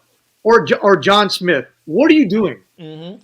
What are you doing? Get out of here. So DC said that's these new young guys coming through the ranks, right? It is so easy for you to get. Now they're placing guys. Don't get me wrong. He's a good ass fighter. I just can't remember his name. He's a good ass fighter, right? So what he got, I think he would have. I think he could have came close to winning if it continued to happen. Because he's good. right? But all these new guys are coming out. They don't have no history in the sport that we can go, okay, this guy's gonna be the guy. You know what I'm saying? That's why How everybody's over Gable like they are, because Gable is proving that he got all the things you need. He's a good ass and so on and so forth, right? He's knocking out jokers and he's exciting. He hasn't really talked on the mic that much yet, but he has 3 of the 4 right now. Now, if he can talk on the mic, he's a golden boy. this is what I like about Gable. They're making him work his way up. Yeah. He's fighting in a bunch of different organizations, doing a bunch of different stuff. And on top of it, the heavyweight division's fucking dog shit. So he could actually come in and win it. Because UFC heavyweight is fucking abysmal. Yeah. Like, it's as bad as boxing heavyweight right now. It's used to be the crown. Everyone wanted to see. Jesus, are all those divisions just absolute fucking dog shit? Yep. Here is the only And Aspinall's thing. got one fucking eye. Here is the only thing they can do, which would be freaking awesome from an entertainment standpoint. That John passes the torch to Gable like Henry Cejudo passed the torch to Talbot. Because Talbot was in Henry Cejudo's camp. And he goes, okay, I'm gonna let this fight happen. I'm gonna give you all I got now. You beat me. Yep. You're the man. So Henry passed. Henry's the only one that do it right. I hate to say this because I'm not that big of a Henry. I like him a lot. I'm not that big of a fan of him. Sometimes he do some stupid ass shit, right? But from the purity of the sport, he passed it on the right way. He goes, to be the man, you have to beat the man. He beat Talbot, beat the man. You know what I'm saying? One thing they can say about Cejudo, as an athlete, awesome. Is he loyal to his guys? 100%. 100%. Yep. And that's how it fucking should be. Yep. So if Jones go, I'm gonna get you there, then I'm gonna give you a shot. Now, granted, he has been in the UFC for a little bit, but I think Jones would eventually give Gable a shot. See if you. I think if Jones were to fight Brazilian dude, It's about Alex. Yeah. Pereira, Yeah, Pereira. That's the only match you can make. if they fight at the White House and John Jones loses, I would say, Jones, go fight Stevenson in his first UFC fight and see what happens. Here's the funny part that I get to get on you on. What was the guy you said Jones kept ducking? Oh, Aspinall? Yeah. Now, Correct. look what a joke Aspinall has become now. Don't I didn't know Aspinall was a bitch. Don't nobody give 2 shits about Aspinall now because of how he tried to milk this eye poke shit for all it was worth. He had doctor's appointments on air. He had I was like, oh my God, you have become the biggest pussy in the history of the sport now. I agree, but also to be fair, like, he still can't actually see out of the eye. Okay, no, I have no problem in the eye poke being the issue, right? Because that's the sport. Eye pokes can make or break a situation real fast. Well, what you're saying is shut the fuck up about it and just get better and come fight. Exactly. He made it a whole thing to where veterans of the sport was going, you piece of shit. And then they had another guy in the next card who got eye poked too and then knocked his opponent out. He didn't go, let me quit and cry. The bell rung. He went back out there with one eye and knocked his opponent out. So they were using him to go, look how much of a pussy Aspinall is now. Are you prepared for this statement I'm about to make? I want you to open your ears I'm and listening. listen to what I'm about to say. I'm listening.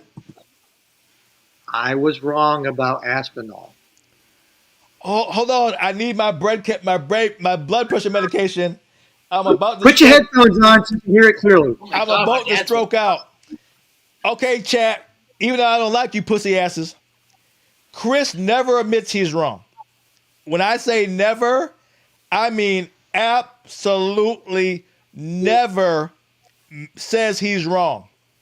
For Chris to even utter the fact that he may have been wrong is A, he's had too many beers. He probably actually is drunk, right? I'm not drunk. Or he now realized how much Aspinall has shitted on himself that you can't even say anything positive now. That's the Look, only way Chris is going to say he was wrong look. because now When Aspinall done ruined himself. when I'm that wrong, I have to admit it to maintain my credibility. All right, I Yeah, have okay. to. I don't Yeah. have the choice. Yeah. I have to admit I'm wrong. Yep. Otherwise, people are not going to take me serious. And on top of that, as soon as we get off this podcast, I want you to call Jeff. I go, yeah, Jeff, we fucked that up. Coach D was right. I will at least send him a text. But you're Nope, I right. fucked it up. But you're I was right. way off. The heavyweight division is dog shit, right? I'm glad Gable is doing what he's doing because we need fresh blood. We need fresh blood with actual talent and skill set. You know what I'm saying?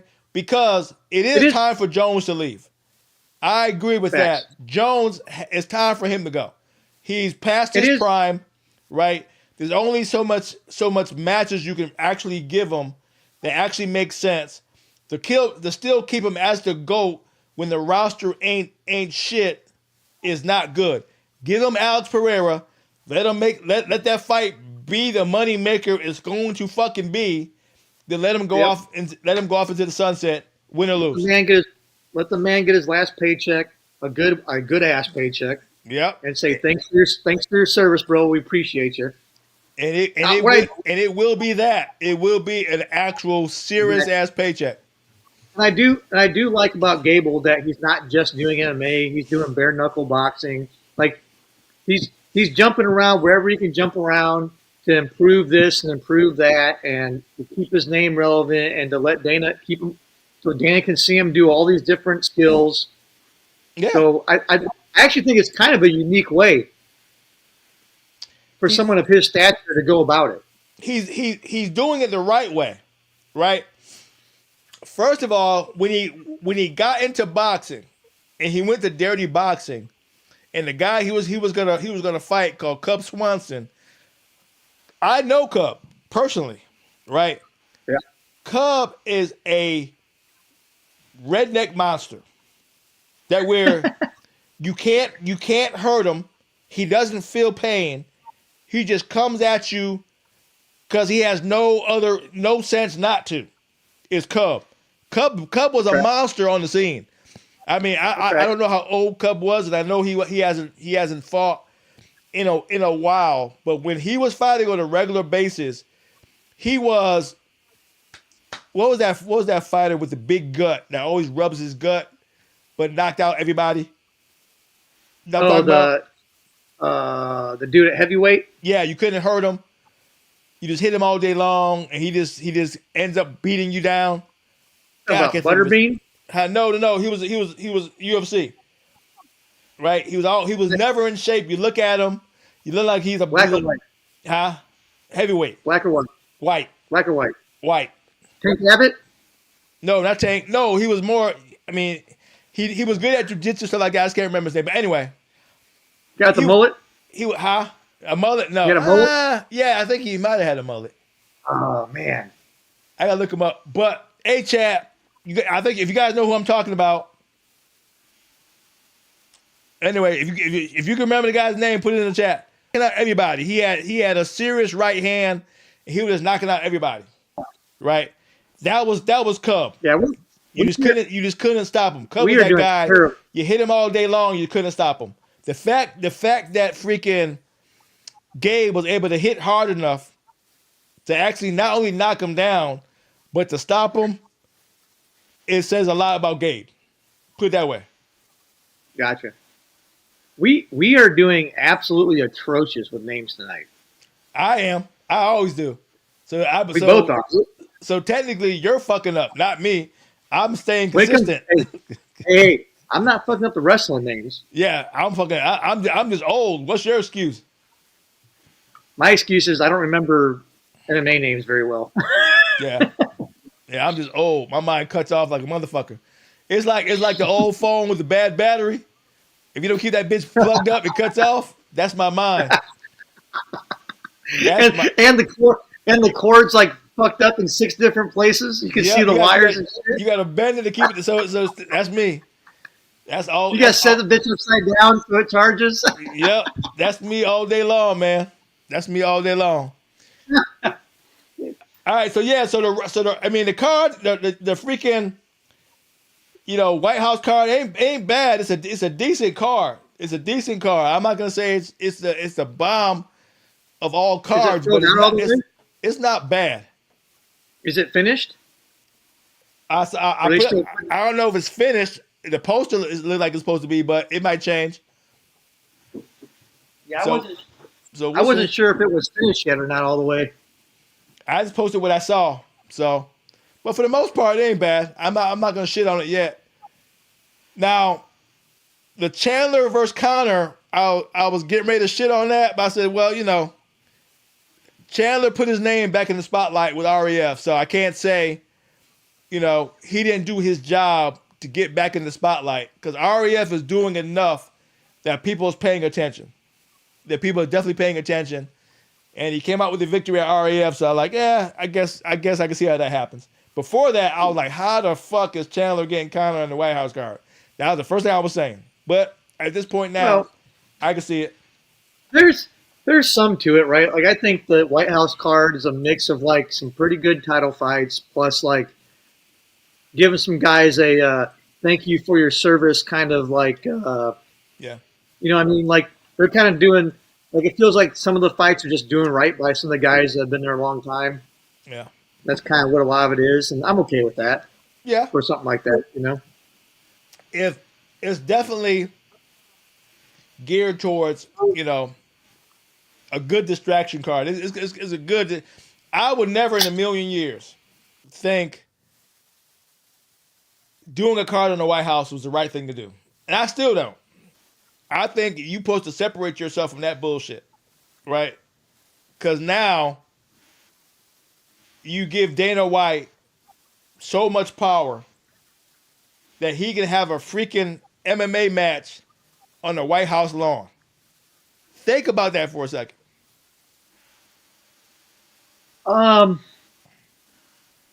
If they make it like a some kind of like reoccurring, like, it'd be kind of cool if like every July 4th they did a White House card. I don't agree. Regardless of who's in office or anything, right? Because then then at that point it's apolitical. It's just being American as fuck on July 4th. You know what I mean? Because now you putting politics in MMA. That's what I'm saying. If you make it a yearly event and it's independent of who's in power, what party's doing what, and it's just hey, we're going to celebrate America on July 4th with a fucking badass UFC fight. Well, then I'd be okay with it. Think about it this way. All right. If somebody would have told you 10 years ago that there was going to be a boxing match on the White House lawn, you'd be like, "But get the fuck out of here! Who doing that?" Right? Then you got. I would thought it was pretty cool. Not me. Keep religion out of it. Keep politics out of it. Right? So we can have something that's for us. I'm a blue collar guy. I don't want none of that shit touching my MMA. Right? Because I get that. If something goes wrong, now it's the thing. Well, and that's why I'm saying, like, I'm a blue collar guy too, and we all know my very well documented hatred of both political parties. But if you can do it in a way where it's just like, hey, America, and not, hey, Republican or hey, Democrat, then I would be okay with it. And that will be even cooler if we had a bunch of American title holders, but we don't. And whose fault is that? Exactly, which makes it now. I would stay away from it until we had a belt holder, but we don't. But anyway, that's neither here nor there. Yeah, I get it. I mean, it's a nice little commentary on, society for a little bit. It's nice to work that in there. Now that's the DeepWater part of this. So hope it does well. I mean, it looks like it should, but I guess we'll effing see. All right, because what else we got, man? What else we got? All right, this is the one I really want to talk about. The Jordan Oliver versus Real Woods rematch, immediate rematch. Well, I got two things that kind of put this in perspective. Okay. One, the match was fucking ass. Mm-hmm. And I think that Raph made the rematch to go, hey, you two are going to do this again as a do-over, and you're going to actually wrestle this time. That I know that had to have happened in the background. Well, but secondly, there's really only Bo Bassett and Darren Caldwell else in the weight class. And that is the only thing that makes it make sense. Because you're right? The first match didn't do nothing. Luckily enough, we had so much good stuff around that match that everybody can disregard that match. And I mean, even the crowd that's mostly wrestling fans. Let's be honest, most people that show up in person to watch it are wrestling fans. Yeah. A lot of people that watch it on the stream are the casual fans, if we're being honest. Yeah. Even the fans in the stadium who love wrestling were booing when Oliver got his belt. Yep. And it pains me to say that because I love Jordan Oliver. Yeah. I really do. But when they do this rematch at RAF 05, there better be more featherweight matches on that card to fill this damn weight class out so that Bo Bassett can wrestle somebody in a number one contenders match so that we can actually have a weight class at featherweight. Featherweight is the, based on what I'm looking at, featherweight and light heavyweight are the two thinnest weight classes in RAF. Yeah. So you're talking about Real Woods, Jordan Oliver at featherweight, and Bo Nichols, your champ, at light heavyweight. Here's my side of it. Right? You're right. From a wrestling standpoint, the match was ass. The card is not the division is not deep enough to not do a rematch. Right? But Facts. here is how in a do or die situation they're in right now. So I followed the press conference and then the match. Jordan Oliver has stepped from wrestling for a hot minute before he came back, according to how he was saying it in the press conference. Right? Real Woods was on a roll doing what he was doing, and he lost to Oliver. Now it was criteria, meaning that's the one thing that nobody liked. That's where I think where the boos came from, because they said it. They said, Oliver wins by criteria, and that's when the boos happen, right? Yeah, criteria. Well, I don't think that's why the boos happen. But that puts a stamp on the booing, because nobody. Well, criteria is, who wants to win by criteria? First of all, we all know how I feel about criteria. Yeah. And I think it's the worst rule in all of fucking wrestling. I hate it. So, but besides that, yeah. So on top of that, the match was not good. Yeah. So on top of that, that made it the ugliest match ever. On top of that, here's Here's what I think. Here's what kind of sucked about it, right? Oliver kind of old man outsmarted Real Woods and just made it a grinder and just stayed in good position and just did no offense whatsoever and forced Woods into action. Because you got to remember now, what were both of Woods' points scored on? Passivity. Okay, yeah, okay. I thought pushing him out. He didn't get a point off pushing him out? No, Woods. Oliver did so little, he got called for passivity twice. He got put on the shot clock twice. Okay. So Woods scored both his points on passivity. And then Oliver scored his points on passivity and a push out at the end. There's literally no possible way to have a more boring freestyle match than 3 passivity calls and a fucking push out. It was just terrible. It was bad. Yep. And Raph knows it was bad. That's why they're making the rematch, because they knew it was bad, and they told those two dudes, fucking make something happen at Raph 05. And here's what the fans are saying is that Woods is Oliver's boy. I mean, Woods is Izzy's boy, and that's why they made the rematch. That's what the fans are saying. I don't think that at all. Okay. I think the fans are being very emotional and making up a preconceived notion in their head. Well, I mean, welcome to being a fan. Now, it can go both ways. You're saying what you think to be true. They're saying what they think to be true. So right. So now but it now becomes a story though. Right.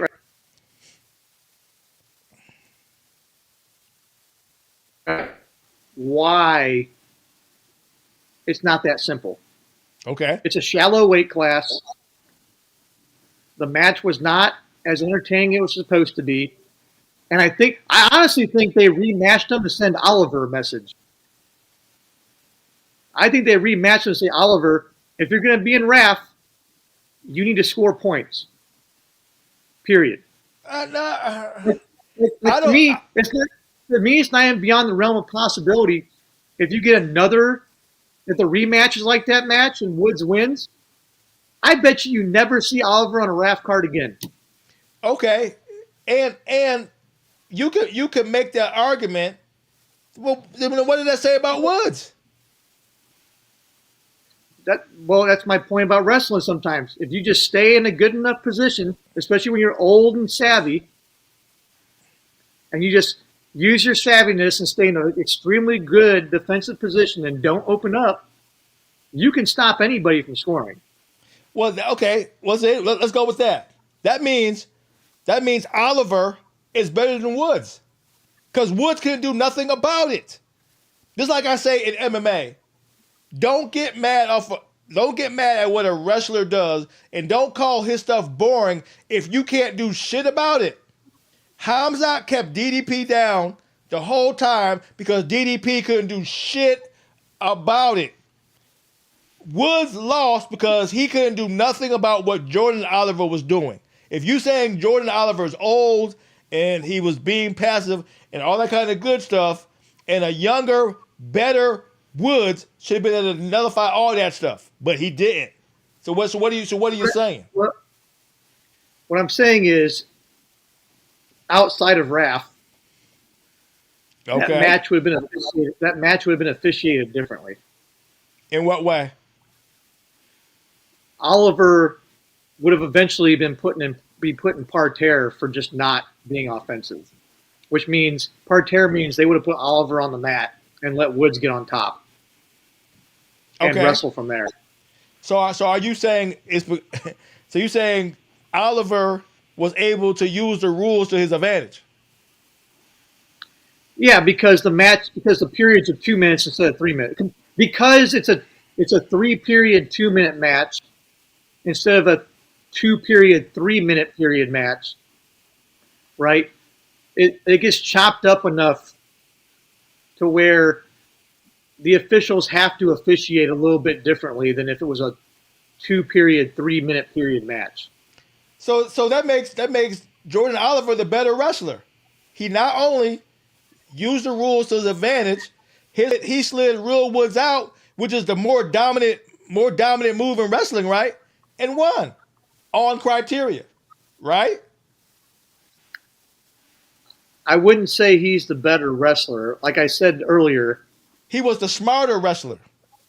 He was more savvy. He used a little old school savviness to counteract the fact that the other wrestler was younger and better. So why penalize Oliver by saying you need to do more? Why not say, Woods, you should have done more against an older wrestler? Why not that been the story? I'm saying they probably talked to both of them. Because at the end of the day, the rematch is happening because the fans booed when it was over. I think we can agree on that, right? Yeah. And that's the bottom line. That's what it all comes down to. So I had to put both of them in the room and go, both you bitches suck. That would have been my conversation. My personal opinion is I think that happened when they made the rematch. Yeah. I think they sat him down and said, look, motherfuckers, 2-2 criteria, that shit ain't happening again. Figure it out. Open up and go after it. Especially the fact that it was a title fight and the belt changed hands on that level of competition is an effing no-no. It's an effing no-no. When the belt changes hands and the fans are booing, it's a problem. Yeah. It's an honest to goodness problem. It's a gigantic problem for any promotion. Yeah. Whether it's wrestling, boxing, UFC. If you're putting a belt on a dude and the fans are booing, you're like, this was not a good night. But the UFC is on 323. REF is on 3. No, I understand that. Yeah. But what I'm saying is, I'd like to see them trying to nip it in the ass as early as they are, is what I'm saying. Well, I mean, I guess the bet. See, that's the twisted part, because you're right. The division is not big enough to make any kind of other story out of this than what the story is now, which is a rematch. Yep. Right. So that's the hard part. We can't even go anywhere else with it. Because the problem is, there's a secondary storyline of, if you let Bassett fight for the belt too early and he loses, then what? You kind of fuck yourself a little bit. You know what I mean? I mean, to let Bassett fight this quick when he's such a gold mine, it will be negligence on their part. Especially if he loses. Yeah, you got too many ways that you can go with him that they can capitalize off of, right? And I also think they know that, which is another a second or third reason why they're making a rematch be the next match in this weight class. Well, I mean, and it's true what we already talked about. You know what I mean? Yeah, but now it still goes based off what we know now, using Carr and Muhammad, right? What does it mean that Bo called out Sean O'Malley, freaking who else he called out? Conor McGregor and freaking Khabib, right? What does that mean based off Carr and Muhammad? What does that mean? I think it's a very similar situation. Those are the two thinnest weight classes in the RAF right now. Yeah. They need more time to build them out.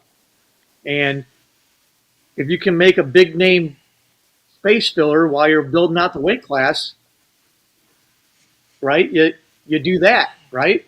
Well, but based off Carr and Muhammad, one of those guys should be coming over to RAF based off what just happened. Right? Well, I mean, in theory, I guess, yeah. But at the same time, I think there's more guys on the roster that just haven't wrestled yet, and they need time to fit them all in. Even with them doing, what I think is, because they're doing a card once a month, but they have from what I can tell, they have a shit ton of wrestlers on their roster. Until they start this weekly show, like start doing some prelims. Get 5-6 more fights on the card. before the stream starts, Well, from 4 to 7 p.m. Get more of these guys out there so people see more of the roster. I So think we can. they may have a lot of possibles on the roster that they haven't got. They're not in the position to match up yet because Well, they're still doing stuff that is not making any kind of sense, like freaking Kobe versus Rockwell. You know what I'm saying? So when you putting on those matches, it's hard to say you have a stacked roster. well, no, that's not what I mean. Oh, So okay. that's the first MMA fight that hasn't made sense to me. That notwithstanding, I know that their roster at the actual weight classes for actual wrestlers is more than who's wrestled so far. Yeah. But they haven't announced who. But they haven't revealed what the roster is. So none of us really know what's waiting to wrestle yet. No, I get it. So what I'm saying is get some prelims going so the fans can see more of the roster, and you can build out your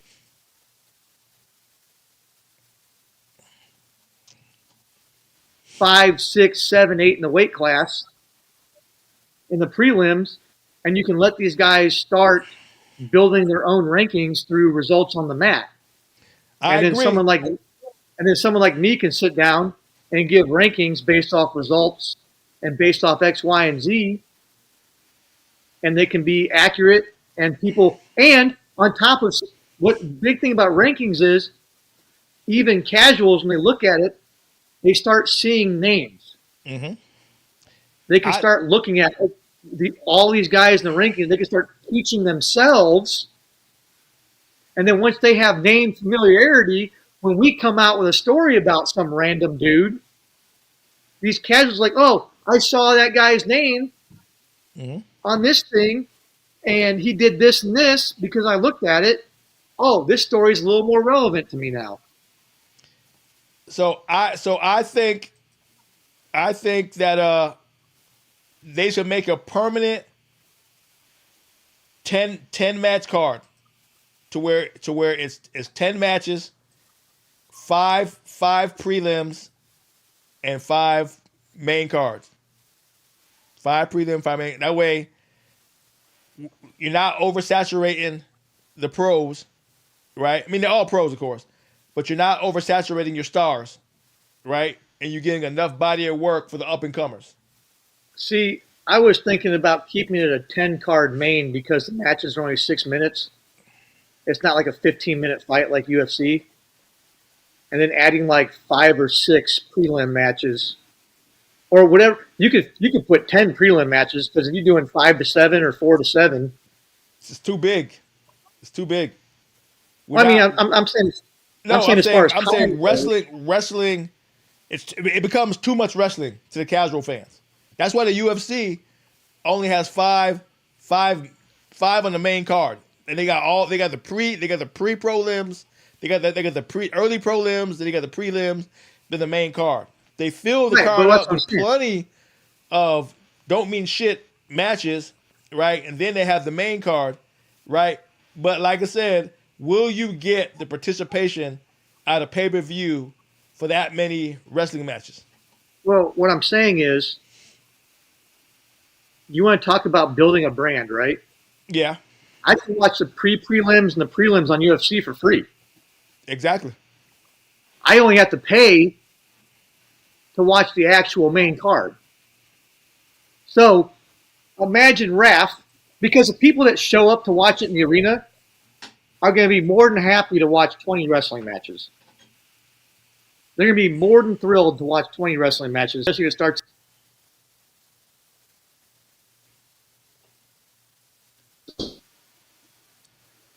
But it allows you to have 10 matches that are not pay-per-view, which means a second TV contract for 10 matches that the average person can sit on a Saturday afternoon, watch on their TV, and then you're still going to get the guys that pay for the pay-per-view on Fox Nation. They're not there yet. Okay, because there's so much wrestling going on. Why do you think these other promotions failed? They had the same opportunity that RAF had, but they still failed Because they had no pay-per-view. They tried to give too much too quickly, right? We're still buying into what we're seeing now. You know what I'm saying? We haven't got 100% sold, but they've done a great job as maximizing as many stars as possible. Name any promotion they got these many big name stars, right?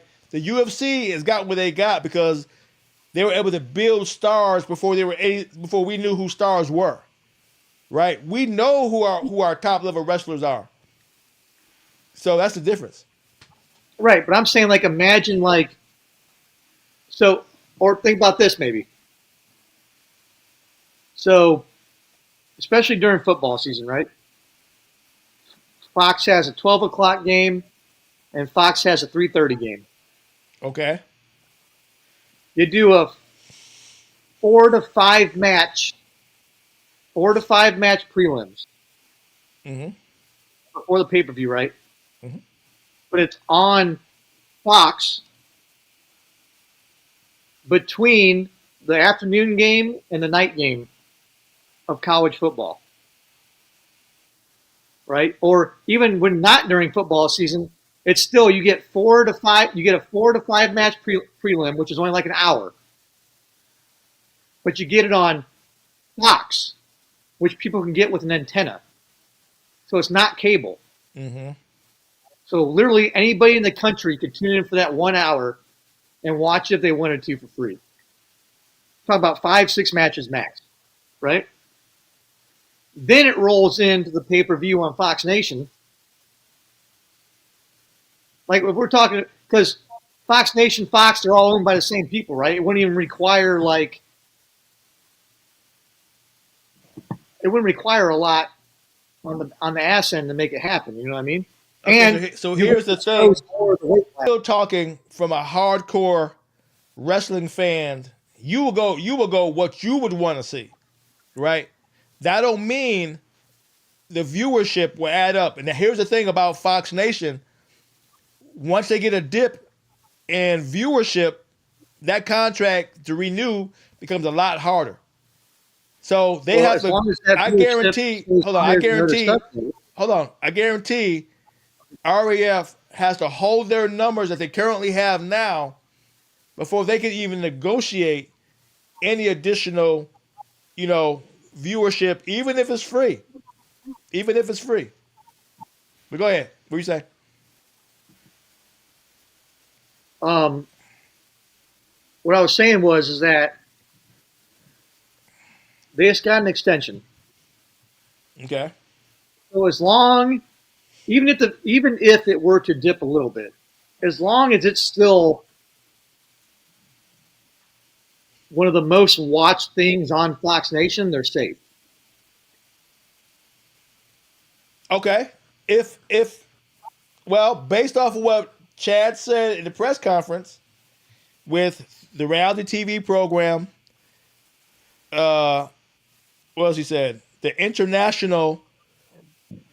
Yep. Real international. Yeah. Yep. So based off that, this model they currently got, is what works. I don't think they're even gonna go past what they're currently doing because that's what's working.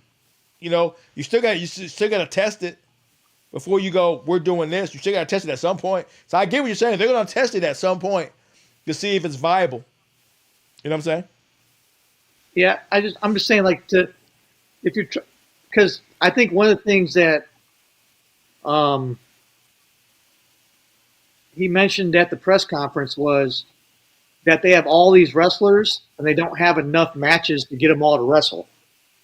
That's why they want to do this weekly event thing. See that one more time? That's what they said. At the press conference, what Brad said was even with the monthly events, they have more people on their roster than they have spots to wrestle because they're only doing the 10 matches every month. Okay, And that's but why then they're going to start the weekly show of having guys wrestle every week. well, Kind of like UFC Fight Night in between the numbered ones.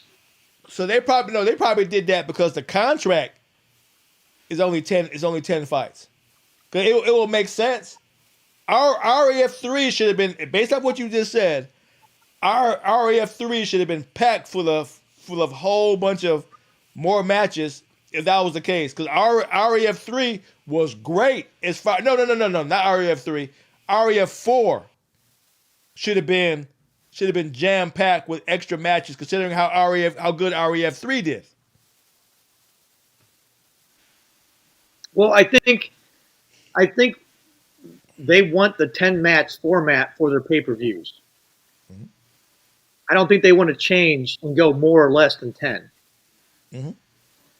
Right? That's why I was saying if you added a 5 to 7 match prelim that wasn't on pay-per-view, you could get more. I'm just going off what Brad said at the press conference, that he has more guys that need to wrestle than they have spots to do it at the moment because they're doing the 10 match pay-per-views. Well, if you want to do the weekly show, that's great. Well, the only thing I could think of with what you just said is they locked in so many wrestlers under contract before RAF1 even kicked off. Because, well, I know that's a fact. I know that's a fact. Yeah, because look how many. If they were saying they didn't get so many, they don't have enough spots for wrestlers to wrestle. Look how many wrestlers that have already wrestled multiple times in only 3 cards. Where's all these new blood you're talking about? And then look at RAF4. Look at all the new names that we got on RAF4. Where's the roster at? There's a lot of new names on RAF4. But look how many MMA fights we got in there now. I think right now you only got like 3. Oh, 3. Yeah. Well, I guess that's the average. About 3. You're right. That's the average. So. But they got a lot of. You got 4 title fights. Yeah. And then I think the rest of the matches are all dudes making their debuts. Yeah. So that's 6 new dudes right there. So then, I mean, I still think we're good. I don't think it has to be more than 10. I still think we're good. No, I think the that's me. Itself I don't think it need more than 10. I think the pay-per. Say again. I think the pay-per-view should be 10, but I wouldn't be against adding 5 or 6 prelims for the fans in the stands and for free TV, just to kind of help build the brand and get some more of these and help build these weight classes out faster. Is all I'm saying. Yeah. Okay. Because I don't think the fans will care about being able to watch prelims from 5:30 to 7. I think they'll love it. Well, based off the crowd participation, because I think we damn near had a packed house at REF3 from the crowd I saw. It was loaded. Yeah, so based off that, you might have a good point. The crowd is showing up. So because like Dana White's always going, hey, he's given the stats of people showing up to buy tickets. That's your first winning strategy, is a packed card that's showing up to the venue. Then from there you can grow pay-per-view. So with having a stacked house, it can now that's negotiations towards the pay-per-view. So I mean towards the prelims, the free prelims. I know the attendance was over 5,000. Yeah, I don't know what it was, but it was packed. I don't know what it was, but it was over, packed. So it was over 5,000. You got to think they're closing off about what, a quarter of the arena for the stage, right? Mm-hmm. There was probably only 6,000 seats available. Remember, RAFO 3, they opened up more tickets. They sold out and then opened up more tickets and sold those too. Yeah. So and considering and for all you guys in the chat that ain't shit, right? Which I'm gonna keep on saying, right?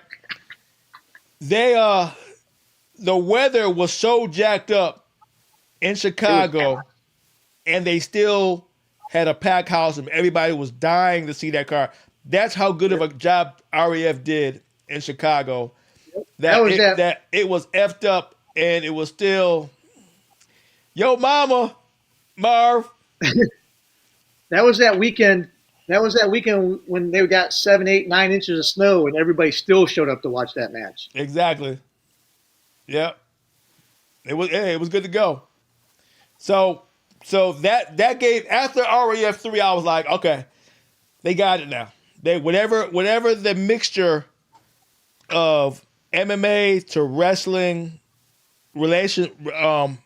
dynamic, I think they have it now. They got a good ratio. They kind of got a formula figured out, and it worked. Yeah. They just gotta make sure they, I mean, it's a tough line about. You got to have your excitement in the real wrestling matches. You got to have your MMA ones for the people, and then there's always going to be. You always got to make sure you keep a couple matchups that the people that love wrestling have been dying to see their whole lives. Yeah. So you always got to keep that kind of balance. They've gotten better at the press conference being the seller. You know what I'm saying? Because like I said, facts. Most casuals don't know enough about wrestling to go, I need to just watch this match, right? Yep. But now when you got Bucka Madoff and you got Darren doing what he's doing, you know what I'm saying, talking that shit to Bo, then Bo pinning him, you know what I'm saying? You got those dynamics that just blows the doors off the potential of what they can do. You know Buckley and Downey did their jobs at the press conference. No, but they did. Both of them absolutely did their jobs. Buckley really did his job. Yeah, Buckley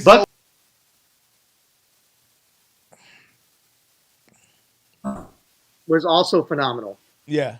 Nobody even cares how bad Buckley got his ass whooped, considering how entertaining he was at the press conference. It made for some great. You know what though? We got to enjoy the press conference. Yeah. And then we got great footage from the actual match. So it was a win-win for both of us. Yeah. So like I said, on short notice, Buckley knew his assignment. Buckley clearly knew his assignment. Right? He said, on a short notice, I can't make it about wrestling. I sure enough can. Nope. And he did exactly that. And he sure as shit didn't. Yep. No, you're right. He did. He did not make it about wrestling. I was dying. He sure did not. He sure did not. I was dying watching that. Yeah. I was like. He was like, what do you say? Something like he was like the most well-known black Dagestani in the world or something like that. Yeah, that was hilarious. He was on. He was so on point. I go, he is hitting hundreds, boy. He is hitting out the park. Like He's hitting out. He goes. Bucka Madoff does not even know who you are. I was like, in tears. The camera. Oh, dude, that was the only time my camera looked like yours, shaking the motherfucker. I was laughing. I go, I'm fucking up with this camera now. I gotta build up my shoulder strength. I'm sorry. You got to do something, Chris. You lucky we don't live. You lucky we don't live in the same state. I did it right on the wrestling part, though, right? The stuff, no. Okay. I did it right on the. We're gonna talk. Right? I'm gonna give you 2 minutes of conversation after this podcast is over, so I can walk you through how much I want to kill you right now. I'm all ears. Yeah, I can't believe to tell you, I have not worked so hard for 30 seconds of footage in all my life. The stuff that I'm putting out that everybody is enjoying, I'm in a pool of sweat when I'm done. Chris, you have no. Okay, well, I'll say this. I'll say this. You give me the pointers, I'll execute it this time. I promise. No, I'm gonna give you a little bit of appreciation because you effed up so bad. I had to get so good. So I had a system that got my work out pretty quickly, right? I had to trash it because it didn't work with your shit. Number one, right? Number two, I had to learn new things that I should have learned beforehand, but I didn't need them because I was doing the footage. So by you giving me the crap you gave me, I had to do my job better, which I did. So I thank you for that. Now You're welcome. I learned some new stuff that I could utilize. Now I will shoot you in the street when I see you, but I've learned. So you would have taught me something with your death that I can go, Hell yeah. good to go. But anyway, Lisa was useful then. I'm still too old to be working this effing hard. But anyway, Whatever pointers you have, I will execute the next draft. I don't know. This will be quick. This conversation is gonna be quick and to the point. All right, moving on. What we got?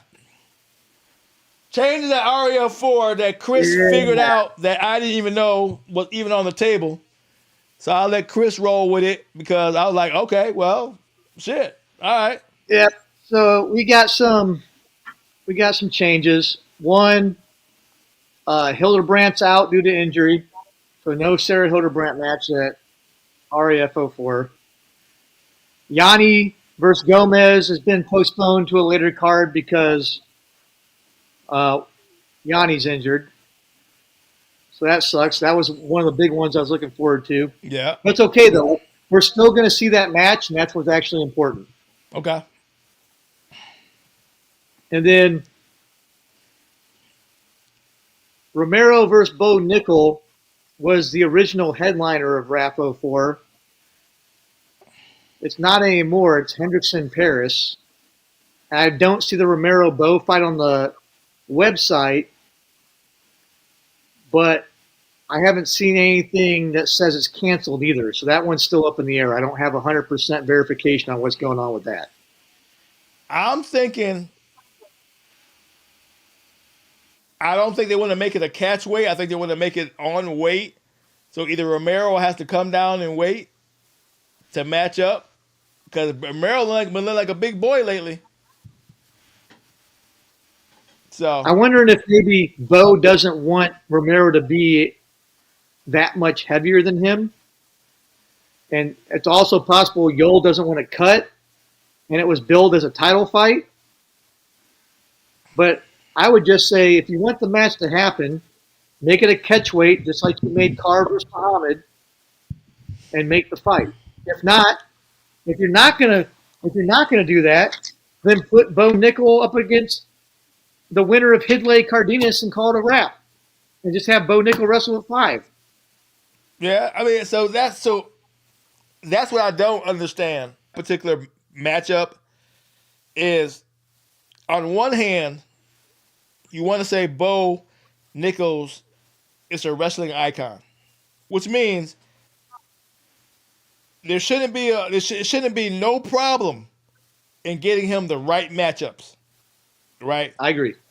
How it got to Romero, I have no idea by this point, right? So when I see certain matchups, I just can't. It is not entering my mind how we're not getting wrestling stars that should be dying to take on Bo, based off what we've been saying about, once you step away from wrestling, you're no longer the purist that you were before you stepped away, which means he should have a laundry list of call-outs for REF, comparing what REF is doing right now. I don't get that part at all. That statement's proven in the results. Yeah.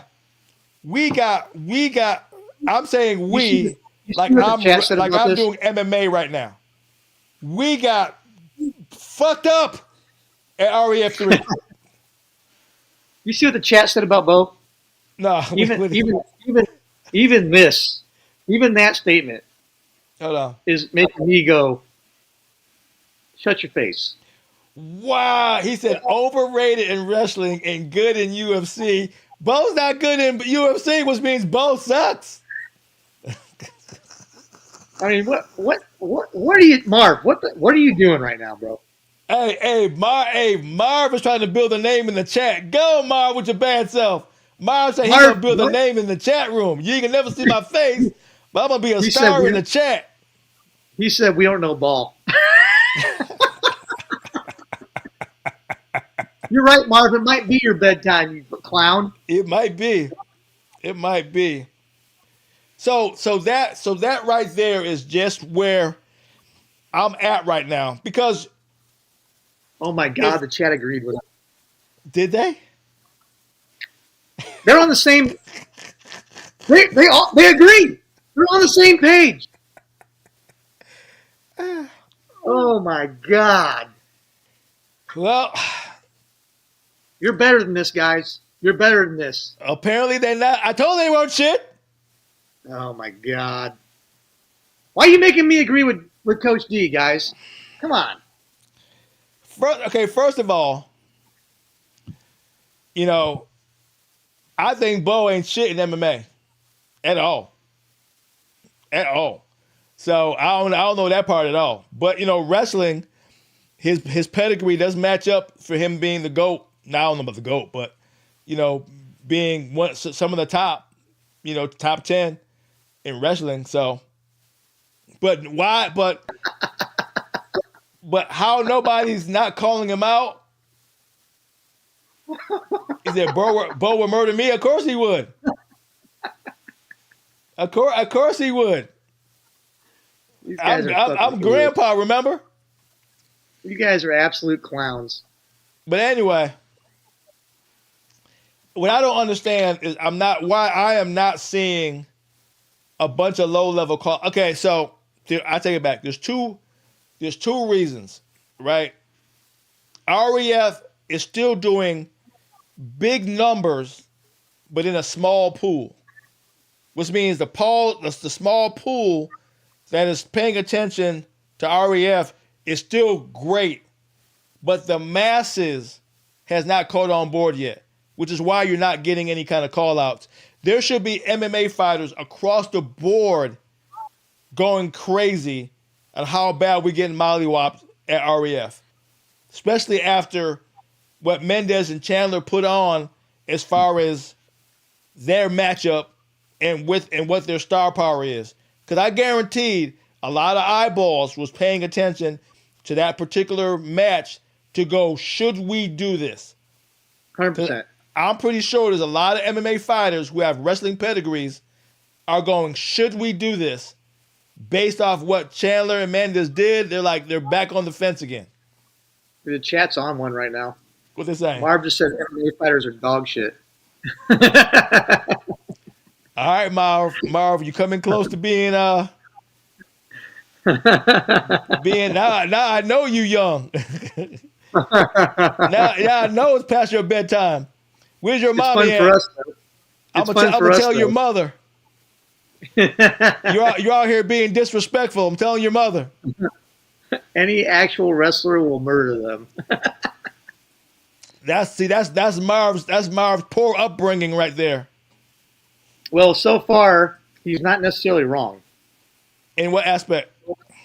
On the MMA fighters getting their asses whipped by wrestlers. Well, yeah, when they're being handpicked. Okay, if you're handpicked, that means you've already been mapped out. That means you already been mapped out that you're not gonna be a whole bus of grape in wrestling. If they brought in Marab, then I go, okay, this may get interesting. But they're not. Well, they're bringing in guys past their prime, right? Well, they're no longer relevant in either side of the sport.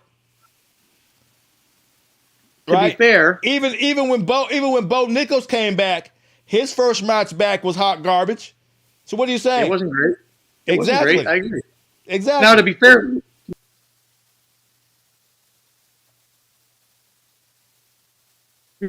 that's the MMA fighter's fault. All right, say it again. You say it again. You Paul. I missed it. Say it again.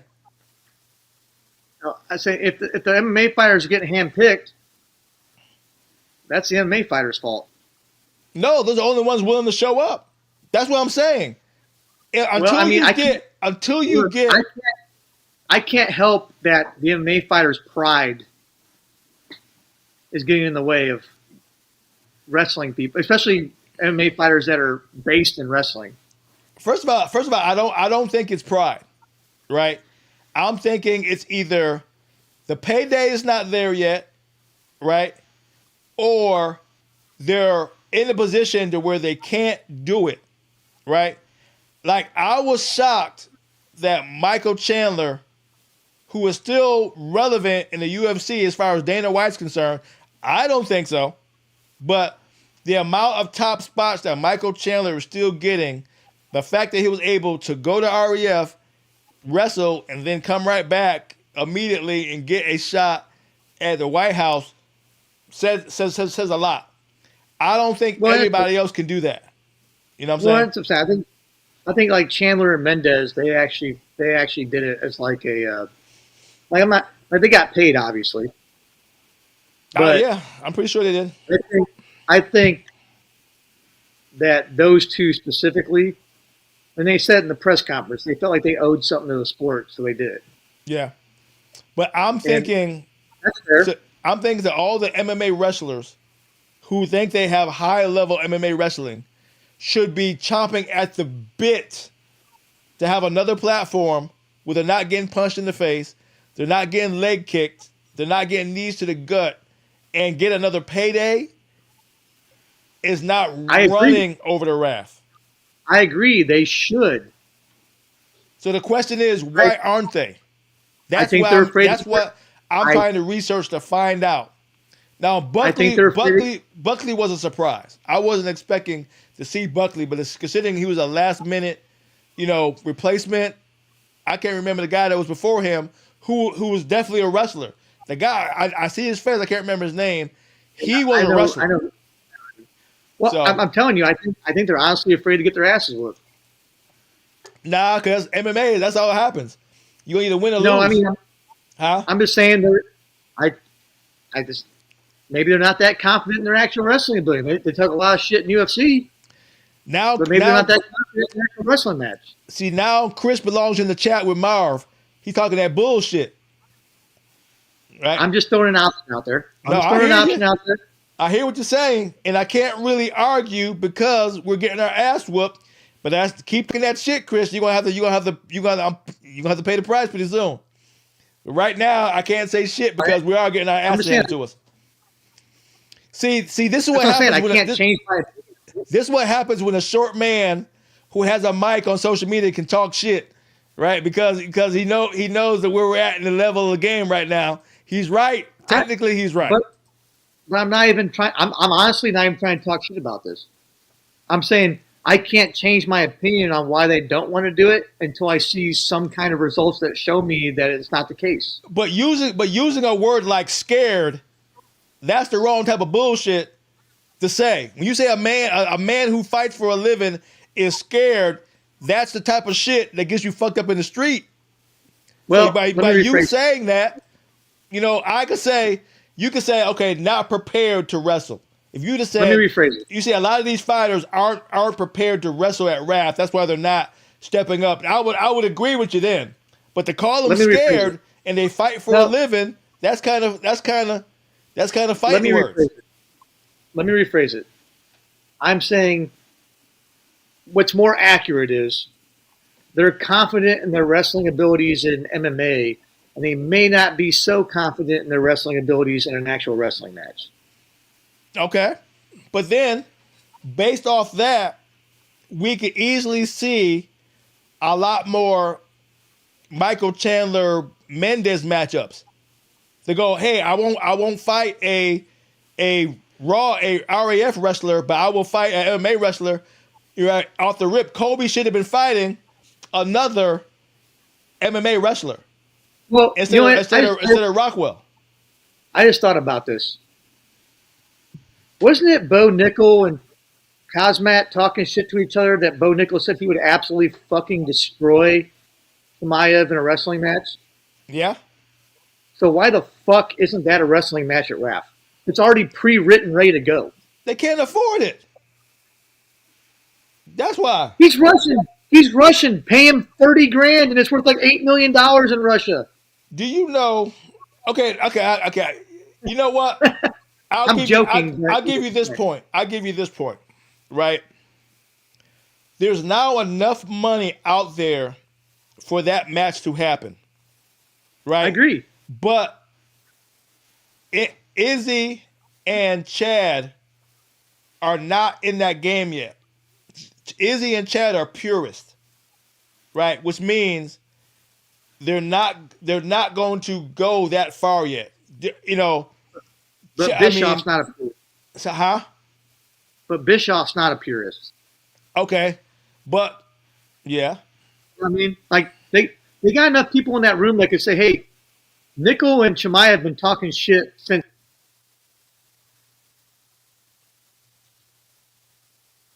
Better. I'm still gonna go with it's not in their budget yet. It's not in their budget yet. I mean, that could be a completely fair assessment because technically they should not have been able to afford. Because even Chael Sonnen said, how'd you get Mendez and Chandler? How'd you get these guys? They clearly took a discount for the love of the sport. They had to.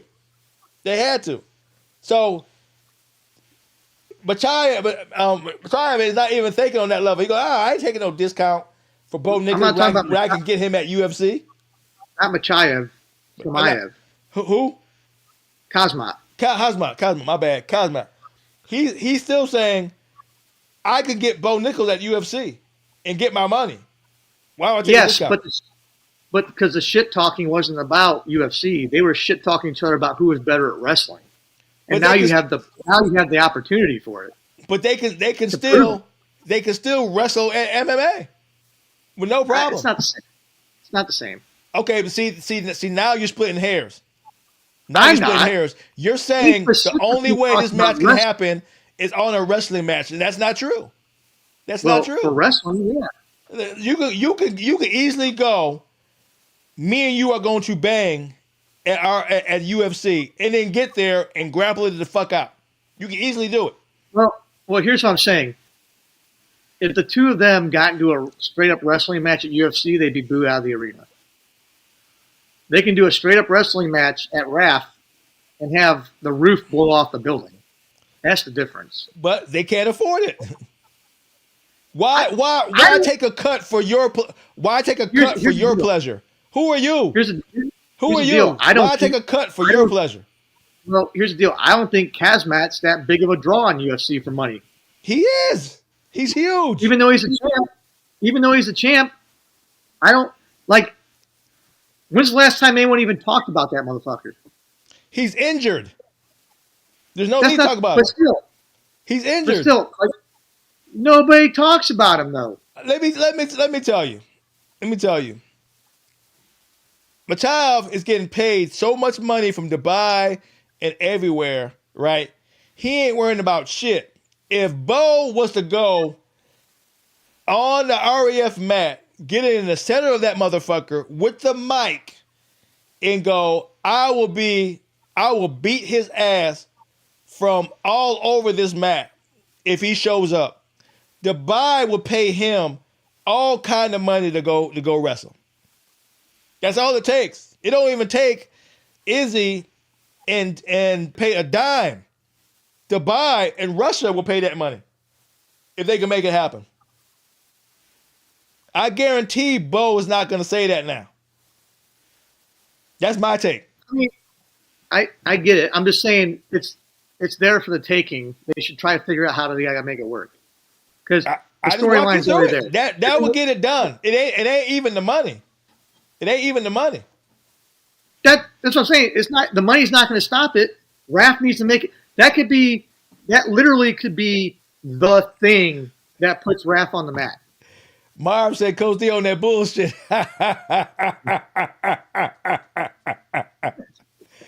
Marv, I'm telling your mama.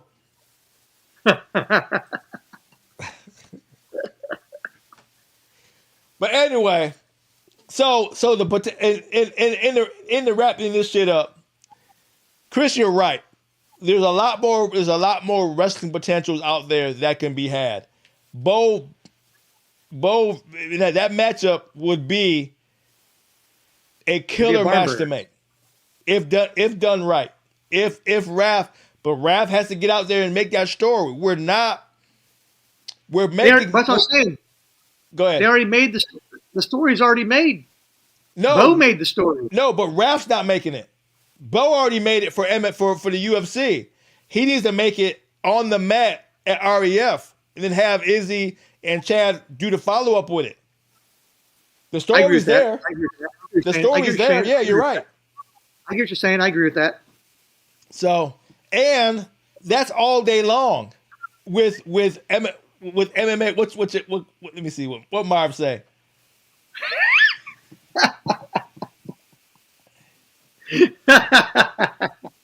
Marv.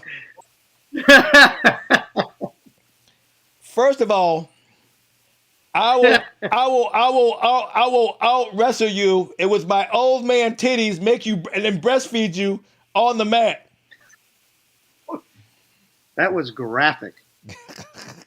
That's how much I'm not worried about you. Stinky Poo said I'd watch it. I will grown man breastfeed you, Barb. Keep running your mouth.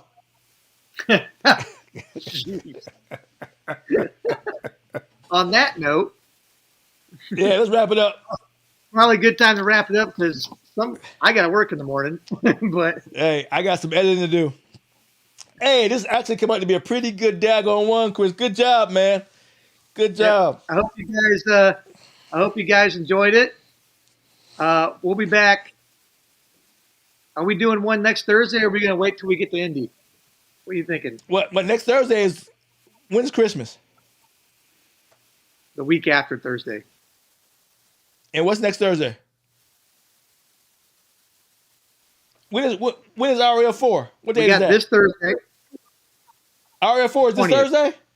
Next Thursday? No, next Saturday. Oh, shit. We got Thursday, press conference Friday, RAFO 4 Saturday. Well, I got to make sure I can get to RF4 first, because like I said, I don't live 3 hours away. I live 13. Yeah, I get it.